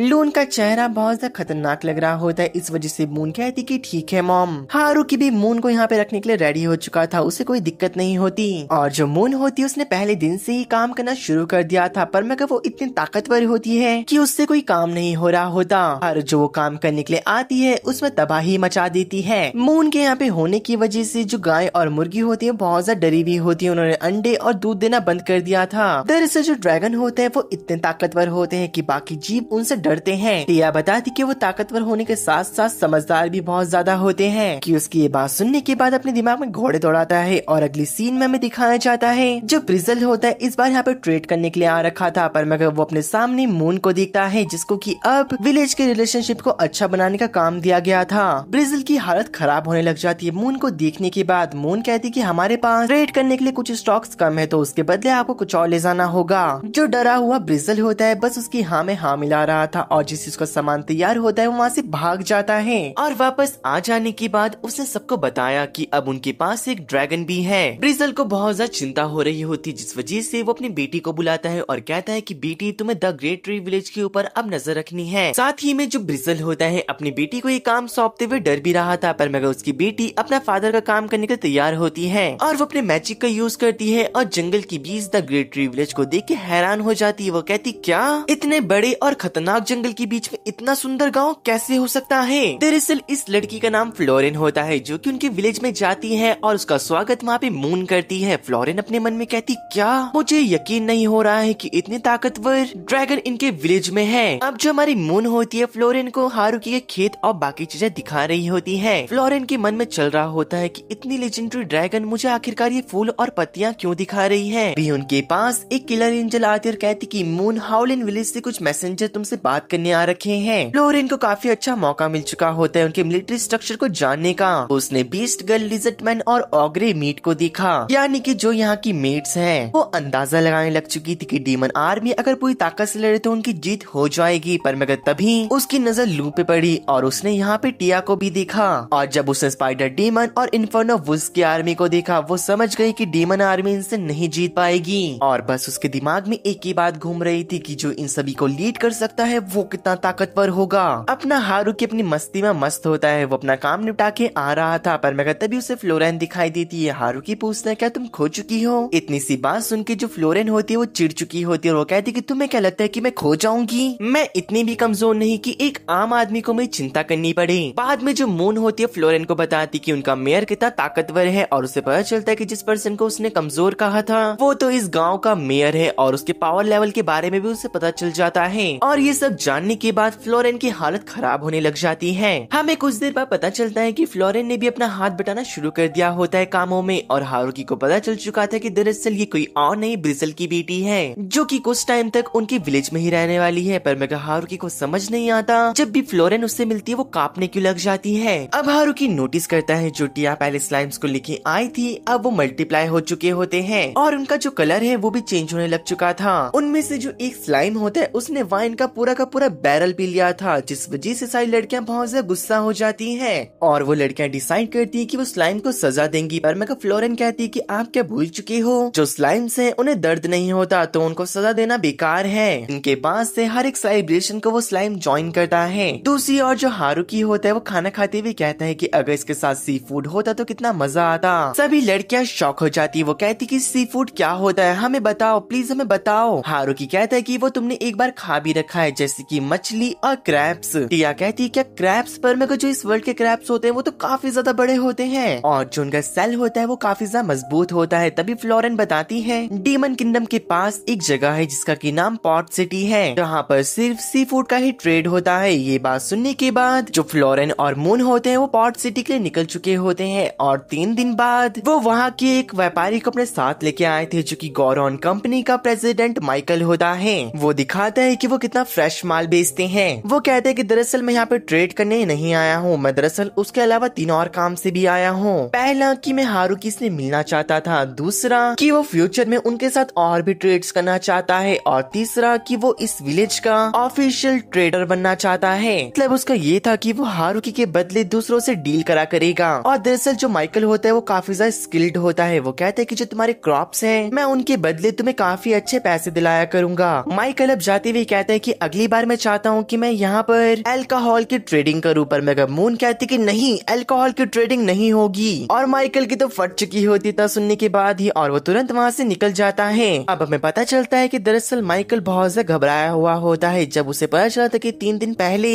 कोई उनके पास आ रखा है व्यापार को लेकर। तो माइकल उन्हें मना करने वाला था पर मगर अचानक से उसे अजीब सा फील होने लग जाता है और जब माइकल की उनसे मुलाकात हुई वो काफी ज्यादा शॉक हो गया कि क्राउन फैमिली की डॉटर और लेजेंडरी ड्रैगन मून उनके यहाँ पे आई है। तो वो उन्हें देख के डर चुका था। वो कहता है कि इनके साथ बिजनेस करना कुछ ज्यादा खतरनाक होगा। पर मगर जब उसने उनके क्रॉप्स को देखा का दिमाग दौड़ने लग जाता है क्योंकि वो काफी ज्यादा प्रीमियम क्वालिटी के होते हैं। माइकल के माइंड में चल रहा था कि यहाँ पे थोड़ा सा रिस्क उठाना जायज होगा क्योंकि इसके बदले उसे बहुत ज्यादा प्रॉफिट होने वाला था क्योंकि आजकल द डीमन किंगडम में ग्रेट ट्री विलेज के फलों की ही बात चल रही होती है। इस वजह से माइकल हारुकी से मिलना चाह रहा होता है और पूरे टाइम वो डर रखा था। खैर इस बार पूरे विलेज ने पहली बार सी फूड को खाया होता है और अगले दिन हमें दिखाया जाता है कि विलेज के ऊपर तीसरी बार ड्रैगन का हमला हुआ होता है और इस बार जो ये व्हाइट ड्रैगन होता है ये पूरे के पूरे विलेज को तबाह कर रहा था और उसके साथ साथ वो हमारे लड़के को भी काफी ज्यादा चिढ़ा रहा होता है। हारुकी अपने भाले से उसके ऊपर हमला करता है पर मगर पहली बार वो ड्रैगन उसे डॉज कर जाता है लेकिन दूसरी बार हारुकी बिल्कुल भी गलती नहीं करता और सीधा उसके पंखों को चीर के उसे नीचे गिरा देता है और जहाँ पे ड्रैगन गिरा हारुकी वहाँ पे जाता है तो वो एक लड़की होती है जो कि हारुकी के सामने सरेंडर कर देती है। हारुकी उससे पूछता है कि आखिरकार तुमने जंगल के ऊपर हमला क्यों करा। पर मगर तब तक वहाँ पे ड्राइम आ चुका था और कहता है कि मुझे माफ कर देना, दरअसल ये मून की बड़ी बहन है। दरअसल इस लड़की का नाम हाकुरन होता है जो कि बोल रही थी कि मैं मून की होने वाले पति को देखने आई थी। ये सुनने के बाद हारुकी ड्राइम की तरफ देखता है। ड्राइम कहता है कि मुझे माफ कर देना, शायद मैंने नशे में कुछ भी बक दिया होगा।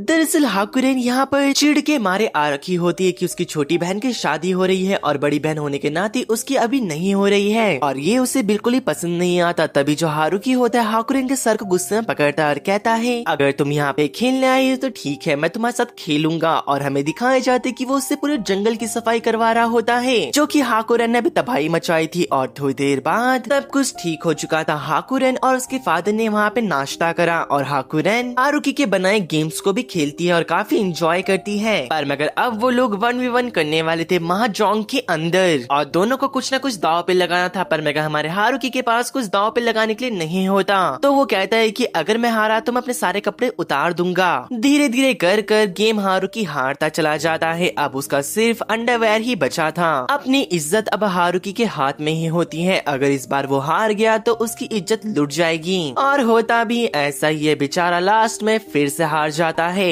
ब्रेसल बाकी लोगों को बता रहा होता है कि जो एशियन ड्रैगन हाकुरैन है उसने भी उन्हें ज्वाइन कर लिया है। अब वो लोग इतने ताकतवर हो चुके हैं कि पूरी कंट्री में कब्जा कर सकें। लेकिन डीमन लॉर्ड अलग ही नशे में होते हैं क्योंकि उनकी बेटी ने आज उन्हें सिर्फ एक बार गुड मॉर्निंग विश करा। अब हमें ये भी पता चलता है कि एक और जनरल ने रिजाइन कर दिया था। दूसरी और जो हाकुरैन होती है कुछ टाइम तक विलेज में रहने का डिसीजन लेती है। वैसे हाकुरैन काफी कामों में बहुत ज्यादा अच्छी होती है, लेकिन वो बहुत ज्यादा कंप्लेन करती है काम करने में और उसे काम करने में मजा नहीं आता। पर मगर हारुकी उसे शांत बैठने नहीं देता, वो उसे काम देता रहता है। पर मगर अब हारुकी इन बच्चों को पढ़ाने का काम कर रही थी जो कि वो काफी ज्यादा अच्छे से कर रही होती है, जिसमें उसे भी मजा आता है और बच्चे भी काफी अच्छे से पढ़ रहे थे। एक दिन हारुकी के विलेज में 3 लामिया गर्ल्स आती हैं जो कि हारुकी के विलेज के लिए काफी ज्यादा कीमती तोहफे लाई थी और बदले में वो हारुकी से मदद मांग रही होती है। दरअसल हारुकी के पालतुओं ने इनके विलेज पे हमला कर दिया था। हारुकी उनकी जैम्स को कबूल कर लेता है और उसके बदले उन्हें फल और सब्जियां देता है और ऊपर से कुछ पहनने के लिए भी। हारुकी ने इन लड़कियों को अपने विलेज के काम के लिए रख लिया होता है। ये लड़कियां सामान इधर से उधर पहुंचाने के लिए काफी ज्यादा अच्छी होती हैं। लामिया गर्ल्स की आ जाने के बाद हारुकी का धंधा भी काफी ज्यादा बढ़ चुका था और जो लामिया गर्ल्स थी वो भी कमा रही होती, जिस वजह से वो भी बहुत ज्यादा खुश होती है। उससे और हमें डीमन कैसल को दिखाया जाता है जहाँ पे डीमन किंग की बेटी को 3 लड़कियां भड़का रही होती है द ग्रेट ट्री विलेज को लेकर कि शायद वो कुछ न कुछ खतरनाक प्लान कर रहा है। और साथ ही में उन लोगों ने फ्लोरेन को भी बंदी बना लिया है और जो प्रिंसेस होती है उन्होंने डिसाइड कर लिया था द ग्रेट ट्री विलेज अब खत्म हो जाएगा, मैं उसके ऊपर हमला करूंगी। और ये बात फ्लोरेन और उसके डैड को भी पता चल जाती है। फ्लोरेन को यकीन नहीं होता कि प्रिंसेस ये करने जा रही है क्योंकि उन्होंने डिटेल में बताया था कि ये जो ग्रेट ट्री विलेज है कितना ताकतवर है। फ्लोरेन को पता चल जाता है कि ये काम कराने वाला कोई और नहीं वही 3 लड़की है। रेजल ने डीमन किंग को भी कहा कि प्रिंसेस क्या करने जा रही है, उन्होंने कहा है कि उन्हें कोई फर्क नहीं पड़ता। फ्लोरेन अपने डैड से कहती क्या मैं बात करूं, उसके डैड कहते कि नहीं, अगर तुमने ऐसा करा तो डीमन किंगडम तुम्हें दुश्मन के साइड से समझ लेंगे जो कि एक छोटे से विलेज का सपोर्ट कर रही है। ब्रेजिल बताता है कि दरअसल जो उनका प्लान है उन्हें पूरा ही नहीं होने देना है। कल वो लोग 300 लोगों के साथ मिलके विलेज के ऊपर हमला कराने वाले हैं। तो फ्लोरेन कुछ लोग की मदद लेकर उन्हें वहाँ से डरा के भगा सकती है। फ्लोरेन को भी ये आइडिया अच्छा लगता है क्योंकि अगर विलेज के लोगों को पता चल गया कि डीमन कैसल के लोग उनके ऊपर हमला कराने वाले हैं तो डीमन कैसल का वो नामो निशान मिटा देंगे।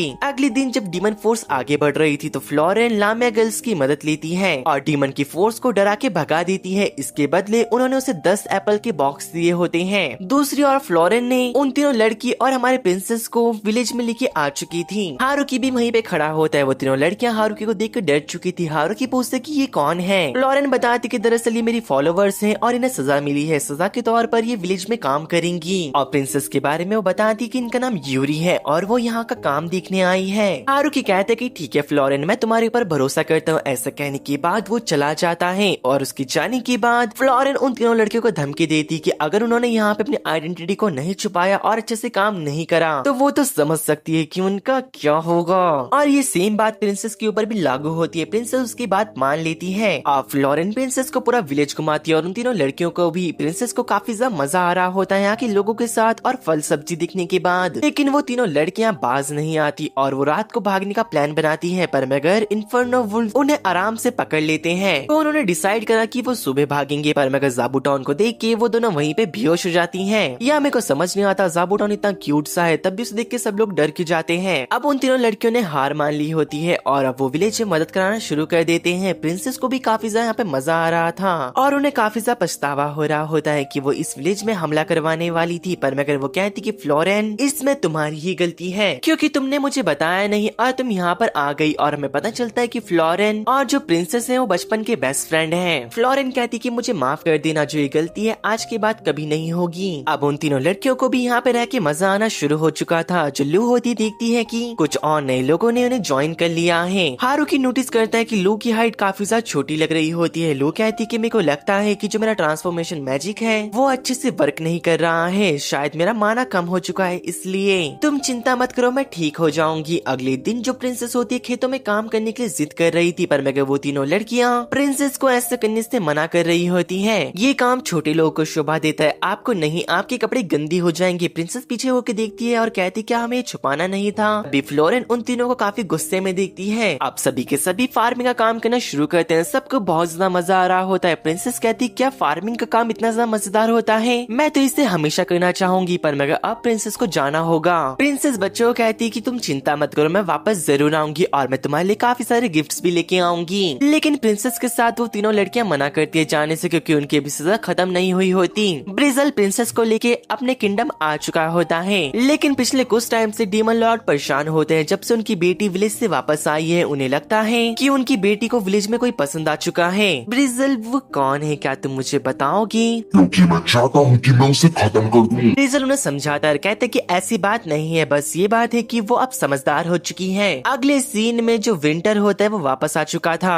उसकी तैयारी सब लोग ने शुरू कर दी होती है। वो फसल काटते हैं और जब वो उसे स्टोर कर रहे थे, वो देखते कि फसल कुछ ज्यादा ही हो चुकी है। अब उनके पास स्टोर करने के लिए जगह ही नहीं बचती। मून हारुकी से पूछती क्या कुछ जो क्रॉप एक्स्ट्रा है मैं उन्हें अपने घर पहुंचा दूं? हारुकी कहते कि हाँ ये काफी अच्छा रहेगा। हाकुरन भी कहती क्या मैं भी पहुंचा दूं अपने घर? सुन के हारुकी थोड़ा कंफ्यूज होता है। तब उससे पता चलता है कि दरअसल मून और हाकुरन में चाचा और ताऊ का रिश्ता है, और जो हाकुरन के पेरेंट्स है वो भी काफी जाने माने ड्रैगन है, बल्कि वो तो एक जगह के राजा और क्वीन है। अब मून कुछ क्रॉप्स को लेके अपने पेरेंट्स को देख के सीधा माइकल के पास जाती है और उसे पता चलता है कि वहाँ पे उनको ट्रेड करने में दिक्कत आ रही है दो समुद्री दानव को लेकर, क्योंकि वो उनके व्यापार में दिक्कत बन रही है। माइकल की रिक्वेस्ट पे मून जाती है और उन दोनों मॉन्स्टर को खत्म कर देती है, और आज रात वो उन्हीं मॉन्स्टर का मीट खाने वाले थे। दूसरी ओर जो हाकुरन होती है वो भी कुछ क्रॉप्स लेके अपने घर लौटी, पर मगर जब वापस आई वो अकेली नहीं आई, अपने साथ कुछ और लोग को लेकर आई। दरअसल वो माउंटेन्स एल्फ को लेके आई थी जो कि फायर मैजिक जानते हैं। लिया कहती कि हाँ ये भी वो लोग हैं जो कि मीट खाते हैं। इनकी लीडर का नाम या होता है। या कहती वैसे तो हम लोग माउंटेन में रहते हैं, पर मगर अब वहाँ पे खाना ढूंढना बहुत ज्यादा मुश्किल हो चुका है। हारुकी कहते हैं कोई बात नहीं, आप लोग यहाँ पे रुक सकते हो, और ये सुनने के बाद वो लोग बहुत ज्यादा खुश हो जाते हैं। या बताती है कि दरअसल हम अपना शिकार खुद पकड़ना पसंद करते हैं और हम काफी ज्यादा माहिर भी हैं उस बात में, लेकिन पहाड़ों के मुकाबले जमीन के जो मॉन्स्टर होते हैं बहुत ज्यादा स्ट्रॉन्ग होते हैं और काफी बड़े भी। उनके जाल में कोई भी मॉन्स्टर नहीं फंसता। हर बार वो खुद को घायल करके वापस लौटती है। हारुकी कहते हैं कि अगर नहीं हो रहा है तो मत करो, बस मगर अपना को घायल मत करो। हारुकी दरअसल पॉट बनाने की कोशिश कर रहा होता है, पर मगर हर बार वो नाकाम हो जा रहा था। जो यहाँ की मिट्टी होती है वो पॉट बनाने के लिए बिल्कुल ठीक नहीं होती। उनको पॉट बनाने के लिए अच्छी तरीके की क्ले चाहिए होगी। तभी लिया कहती कि तुम चिंता मत करो, हम लोगों को क्ले की बहुत ज्यादा नॉलेज है, क्योंकि हम पहाड़ से आए हैं, ये तो हमारे बाएं हाथ का खेल है। लिया हारुकी के लिए क्ले ढूंढ के ला जाती है और हारुकी ने उससे काफी अच्छे पॉट बनाए होते हैं। और कुछ दिनों बाद जो लिया होती है वो हारुकी के पास आती है और बताती कि जंगल के अंदर हमें एक डंजन मिला है। दूसरी ओर हारुकी उस डंजन की जांच पड़ताल के लिए कुछ एक टीम को भेजता है ताकि वो पता लगा सके उसके अंदर क्या है। और फाइनली हारुकी ने लड़कों के लिए भी बाथ टब बना दिया होता है और वो मजे से वहाँ पे बैठ पा रहा था। सर्वे टीम लौटी और उन्होंने बताया कि डंजन के अंदर दरअसल एक खतरनाक स्नेक मॉन्स्टर है, और हमने सुना है जो पहला मॉन्स्टर आपने मारा था वो उससे भी ताकतवर है। और दरअसल एल्फ्स के लिए स्नेक मॉन्स्टर का मीट बहुत ज्यादा इम्पोर्टेंट होता है, क्योंकि उसके अंदर कई सारे न्यूट्रिएंट्स होते हैं और पति पत्नी का उससे रिलेशन बहुत ज्यादा अच्छा हो जाता है, जिस वजह से उनका बच्चा भी हो जाता है। हारुकी समझ चुका था कि यहाँ पे अब वो फंसने वाला है, इस वजह से वो बहाना बनाता है और कहता है विंटर आ चुका है, हम विंटर के बाद ही काम करेंगे। और दूसरी ओर में पता चलता है कि विंटर आ चुका था, जहाँ पर बेचारी लू की तबीयत काफी टाइम से खराब होती है। सभी लोगों को लू की बहुत ज्यादा चिंता हो रही होती है। लू कहती कि चिंता मत करो, मैं कुछ दिनों में ठीक हो जाऊंगी। बीस कल कह रही होती क्या आपको खट्टा खाने का मन कर रहा है? लू कहती कि हाँ बहुत ज्यादा। तना बता रही होती कि दरअसल हमारे विलेज में एक लड़की के साथ ऐसा हुआ था और कुछ मंथ्स बाद उसने क्यूट से बेबी को जन्म दिया। इसका मतलब सिंपल ये है कि दरअसल जो हमारी लू है वो प्रेग्नेंट है। लेकिन गाइस सोचने वाली बात है, ये हुआ कब? लू के प्रेग्नेंट होने की वजह से जो सब लोग होते हैं बहुत ज्यादा खुश हो जाते हैं कि अब उनके बीच में एक नया मेहमान आने वाला है। हारुकी लू के ऊपर और ध्यान देने लग चुका था। लू कहती कि ऐसा मत करो, अपने ऊपर भी ध्यान दो। पर मगर अगर हारुकी सुबह जल्दी उठता है तो जो सारी मेड होती है वो भी जल्दी उठ जाती है, जिस कारण बेचारियों की नींद पूरी नहीं हो पाती और वो काफी ज्यादा थकी रहती है पूरे दिन। इस वजह से हारुकी हमेशा लेट उठता है। बाकी जो सारे काम होते बहुत ज्यादा अच्छे चल रहे थे, क्योंकि यहाँ पे काफी सारे विलेजर्स हो चुके थे जो कि हर एक काम को समझ रहे थे और उसमें अपना योगदान दे रहे होते हैं। तभी आन्या शिकायत करने आती है कि दरअसल उस स्लाइम ने फिर से एक और पूरा वाइन का बैरल पी लिया है। हारुकी से समझाता है कि प्लीज मान जाओ और शांत हो जाओ। पर मगर अब ये लोग ब्रेकफास्ट कर रहे होते हैं, लेकिन अब ये इतने ज्यादा हो चुके हैं कि ये आपस में साथ में बैठ के नहीं कर सकते। इसलिए जो अब ब्रेकफास्ट और खाना होता है वो 3 ग्रुप्स में होता है। पहले ग्रुप में जो विलेज के मेन पर्सन्स हैं वो खाना खाते हैं, दूसरे ग्रुप में मेड्स खाना खाती है और तीसरे ग्रुप में वो लोग खाना खाते हैं जो कि खाना लेट खाना पसंद करती है। पर मगर जो हाकुरन होती है वो इनमें से किसी ग्रुप में नहीं आती, क्योंकि वो बहुत ज्यादा लेट उठती है और काफी देर तक वो सोती ही रहती है। अब जो किलर एंजल होती है वो रिपोर्ट देती है विलेज की कि कल 3 मॉन्स्टर्स विलेज में घुसने की कोशिश कर रहे थे, पर मगर हमारे कुरु ने तीनों को खत्म कर दिया। हारुकी बताता है कि जो किलर एंजल है वो अपना काम पूरी बखूबी निभाते हैं, लेकिन जब उनकी जॉब खत्म हो जाती है तो वो एकदम शट डाउन हो चुकी होती है, क्योंकि वो काफी ज्यादा थक जाते हैं काम करते करते। और उनके सो जाने के बाद हमें लिजर्ड मॉन्स्टर के ऊपर डिपेंड होना पड़ता है, और जो लिजर्ड मैन है वो बर्तन धोना और बाकी चीजों में उनके हाथ बटाते हैं। अब हारुकी अपनी फसलों में पानी दे रहा होता है, पर मगर वो देखता है कि फसलों के ऊपर फिर से अजीब से कीड़े लग चुके हैं। दरअसल ये कीड़े फसलों को नुकसान तो नहीं पहुंचाते, पर मगर वो उन्हें फिर भी हटा देता है। और हारुकी का अब जो खेत होता है वो काफी ज्यादा बड़ा हो चुका था। वो लोग रेस्ट कर रहे होते हैं। दादा बताते हैं कि हमारी गाय को बछड़ा हुआ है, हम उसको अब ज्यादा चारा देंगे ताकि वो ज्यादा दूध दे। हारुकी भी हाँ करता है। लिया बताती है कि हमें जो बची हुई फसलें हैं वो अब माइकल को दे देनी चाहिए ताकि वो उससे अच्छा खासा ट्रेड कर सके। हारुकी भी इस बात के लिए मान चुका था।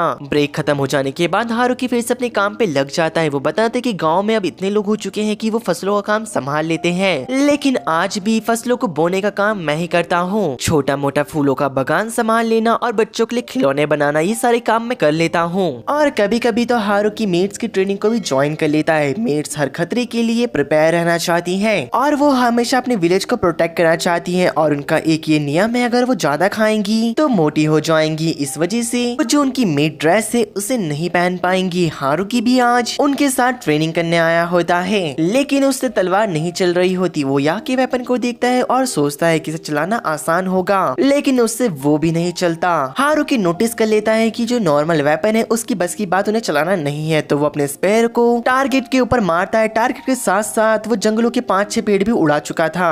या काफी ज्यादा हैरान हो चुकी होती है हारुकी की पावर को देखने के बाद। अब रात को सब लोग डिनर कर रहे होते हैं, पर मगर मेट से खाना मीठा बन चुका था, जिसकी वजह से हारुकी उन्हें नहीं खा पाता। लेकिन वो शिकायत भी नहीं कर सकता, वरना उसे काफी ज्यादा डांट पड़ सकती है। तभी फ्लोरेन आती है, जो कि हारुकी के लिए एक लेटर लेके आई थी प्रिंसेस की तरफ से। दरअसल प्रिंसेस चाहती कि उन्हें कुछ सेब भेजे जाए और ज़ाबुटॉन की तरफ से बुनी हुई एक ड्रेस, क्योंकि पिछली बार ज़ाबुटॉन ने जब एक ड्रेस को बुना था प्रिंसेस को बहुत ज्यादा पसंद आई। हारुकी कहता है कि जरूर ज़ाबुटॉन को भी बहुत ज्यादा पसंद आएगा। डिनर करने के बाद हारुकी हॉट बाथ में बैठ रखा होता है, क्योंकि वो कभी लड़कियों के बाथरूम में रिलैक्स कर ही नहीं पाया था। अब हारुकी जब वापस लौटता है उसे शक होने लग जाता है कोई इसका पीछा कर रहा है। दरअसल ये लिया और बाकी लोग होते हैं, जो कि हारुकी की सेफ्टी को अब टॉप प्रायोरिटी देते हैं, क्योंकि दरअसल वो विलेज चीफ होता है, उसकी सिक्योरिटी तो सबसे ज्यादा इम्पोर्टेंट है। अगले दिन हारुकी डॉर्फ से जाके मिलता है और हमेशा ये लोग शराब बनाते रहते हैं और पीते रहते हैं। वो हारुकी को कहते हैं जो अंगूर की फसल है आप उन्हें प्लीज और बढ़ा दो।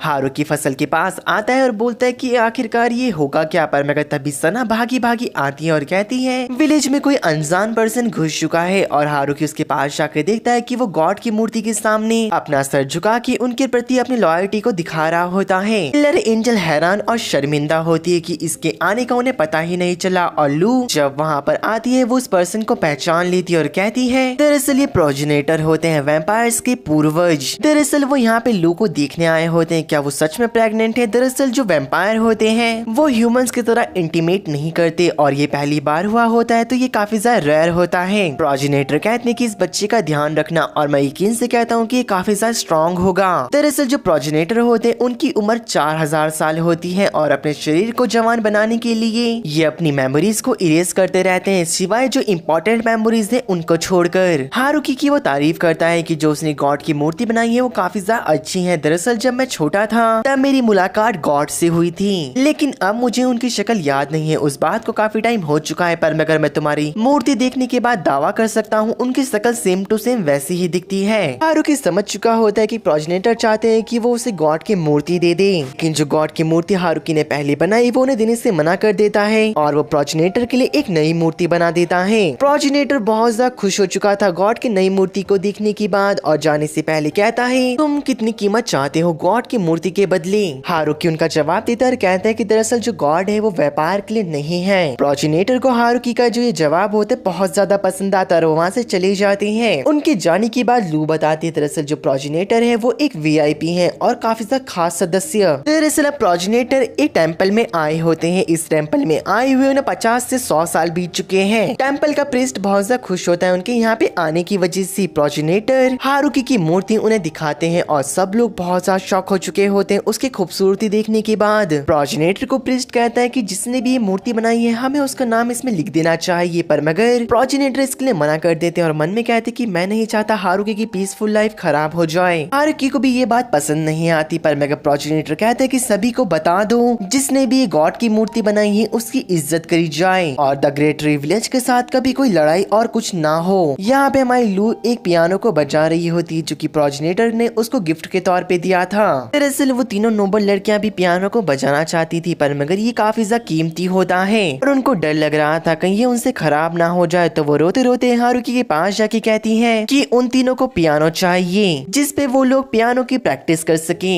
हारुकी कहता है पर मगर हमारे पास पियानो है, तुम उसमें प्रैक्टिस कर सकती हो, लेकिन वो मना करती हुई कहती है उनको पुराना पियानो चाहिए। तो हारुकी माइकल से बात करके उनके लिए 2 पियानो मंगवा लेता है। सभी लोग उसमें प्रैक्टिस कर रहे होते हैं, रात को, दिन को, सुबह को, कभी भी जब उनका मन करे। हारुकी की इस वजह से नींद हराम हो चुकी होती है। अब कुछ टाइम बाद गर्मियां वापस आ चुकी थी। सभी लोग खेतों में काम करने के बाद लंच कर रहे होते हैं। हारुकी पर मगर फिर भी नॉन स्टॉप काम करे जा रहा था। लू वहाँ पर आकर हारुकी को आराम करने के लिए कहती है। हारुकी उसकी बात मान चुका था। अब दोनों बैठ के लंच करते हैं साथ में। अब लू हारुकी की बहुत ज्यादा चिंता करने लग जाती है, तो वो उसके जूस में उसके लिए एक बर्फ ला जाती है। हारुकी का जूस ठंडा हो चुका था और उसका शरीर और दिमाग भी। लू हारुकी को समझाती है कि ज्यादा काम मत करा करो, अगर तुम बीमार हो गए तो विलेज कैसे चलेगा। कहते हैं कि मेरा छोड़ो, पर मगर तुम अपना बताओ। लू कहती कि मैं तो एकदम मस्त हूँ, कोई मुझे काम करने देता ही नहीं। इसके थोड़ी देर बाद जो लू होती बाकी लड़कियों के साथ बैठ रखी थी। पे हमारी लड़कियां लू से पूछती कि तुम्हें चलने में दिक्कत हो रही। लू कहती कि नहीं, मैं एकदम परफेक्ट हूँ, लेकिन मुझे कभी कभी बुरा लगता है कि मैं वाइन नहीं पी पा रही हूँ। ये बात सुनने के बाद सभी लड़कियों को बुरा लगता है और वो हारुकी के पास जाके कहती कि सारी वाइन को बेच दिया जाए। हम नहीं चाहते कि लू के बिना हम वाइन पिए, पर मगर वो लोग खुद पे कंट्रोल भी नहीं कर पाते।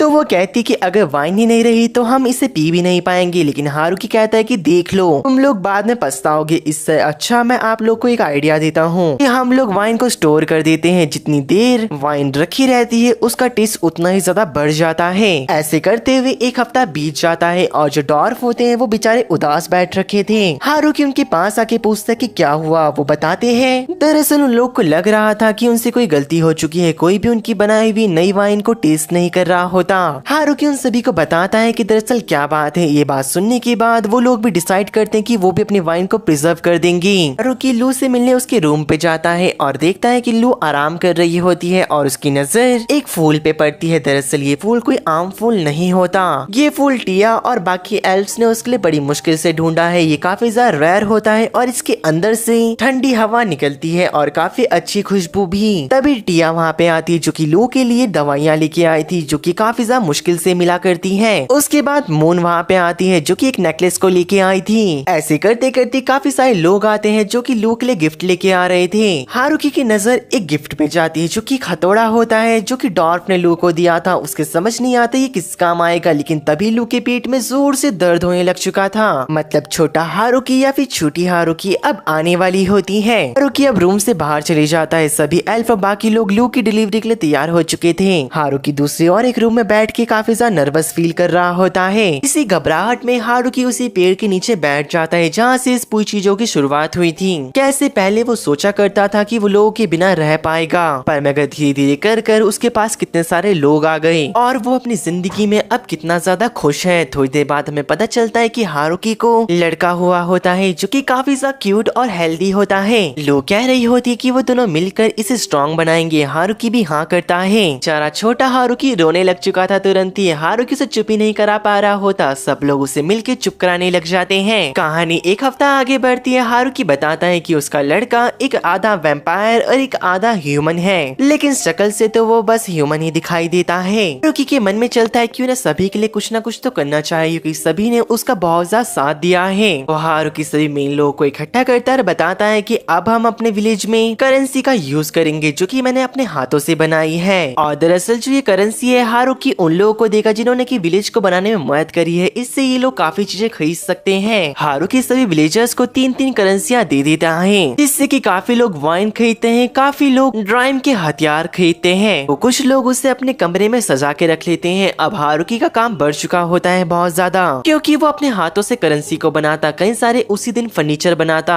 क्योंकि काफी सारे लोग हारुकी को करेंसी देके उससे फर्नीचर बनवा रहे होते हैं। अब हारुकी अपनी वाइफ और अपने बच्चे के साथ बैठ रखा था। तभी वहाँ पे एक बच्चा आके कहता है कि मुझे करेंसी के बदले एक बेबी चाहिए। जो लिया होती वो कहती क्या हम ऐसा भी कर सकते हैं, और उसके मन में लड्डू फूट रहे होते हैं हारुकी को लेकर। लेकिन हारुकी उस बच्ची की विश को पूरी नहीं कर सकता था। वो कहते हैं क्या 3 मेडल के बदले भी नहीं। हारुकी मना करता है और अब वो बच्चा रोने लग चुका था। हारुकी उसे रोता नहीं देख सकता था, जिस वजह से वो उनके लिए ही बच्चा बन जाता है और आज रात काफी बड़ी पार्टी हो रही होती है। छोटे हारुकी के बर्थ को मनाने के लिए जो डॉर्फ होते हैं हारुकी से कहते हैं कि वही हैमर को लेके आओ। हारुकी उस हैमर को लेके आता है और हमें पता चलता है दरअसल डॉर्फ ने एक स्पेशल वाइन को बनाया होता है हारुकी और लू के लिए, और उस हथौड़े से हारुकी और लू उस बैरल को खोलते हैं और वो सारी जो वाइन होती है सभी लोगों में बढ़ती है और वो काफी ज्यादा शानदार होती है, जिसने की पार्टी में पूरी जान डाल दी थी। और अब वो सभी लोग डिसाइड करते हैं कि वो इस वाइन को स्टोर करके रख देंगे ताकि छोटा हारुकी जब बड़ा हो तो वो इसे पी सके। दूसरी ओर डीमन कैसल में डीमन किंग को बताया जा रहा होता है हारुकी के बच्चे के बारे में और उनको अब उनसे काफी अच्छे रिलेशन बना के रखनी होंगी। और वो तीनों जनरल डिसाइड करते हैं कि अगर डिमोनिक किंगडम से उस विलेज के अंदर किसी से शादी हो जाए तो वो सभी लोग और जो उनका किंगडम है हमेशा सेव रहेगा। डीमन किंग कहते हैं कि मैं अपनी बेटी की शादी किसी से नहीं करूंगा चाहे कुछ भी हो जाए। अब जो विलेज होता है काफी ज्यादा पीसफुल चल रहा होता है, पर मगर वहाँ पे तभी उन लोग को पता चलता है कि जो 100 लोग हैं उनके विलेज में रहना चाहते हैं। हारुकी के लिए ये डिसीजन काफी ज्यादा बड़ा होता है क्योंकि 100 लोगों की जिम्मेदारी कोई आसान बात नहीं होती। उनके लिए उन्हें नया विलेज बनाना पड़ेगा। लू कहती कि हम तैयार हैं नए विलेज को बनाने के लिए। हारुकी उन सभी को समझाता है कि दरअसल नया विलेज ऐसे नहीं बन जाएगा, उसमें बहुत ज्यादा मेहनत लगेगी। लेकिन सब लोग हारुकी को कन्विंस करते हैं कि नया विलेज बनाने के लिए वो लोग रेडी हैं और सब लोग बहुत ज्यादा खुश होते हैं। और इसी हैप्पी एंडिंग के साथ सीजन 1 यहीं पे खत्म होता है। और दरअसल जो इसका सीजन 2 है वो अगले साल रिलीज होने वाला है। अगर आप लोग चाहते हैं कि मैं उसको भी एक्सप्लेन करूँ तो चैनल को जरूर सब्सक्राइब कर लेना ताकि जो इसका सीजन 2 है आप लोग से मिस ना हो जाए। और गाइस मैं चाहता हूँ कि आप जो ये वीडियो है अपने दोस्तों के साथ जरूर शेयर करना ताकि इससे चैनल को थोड़ा बहुत पुश मिल जाए। तो गाइस हम मिलते हैं आपसे अगली वीडियो के साथ, तब तक के लिए बाय बाय मेरे दोस्तों और सायोनारा गाइस।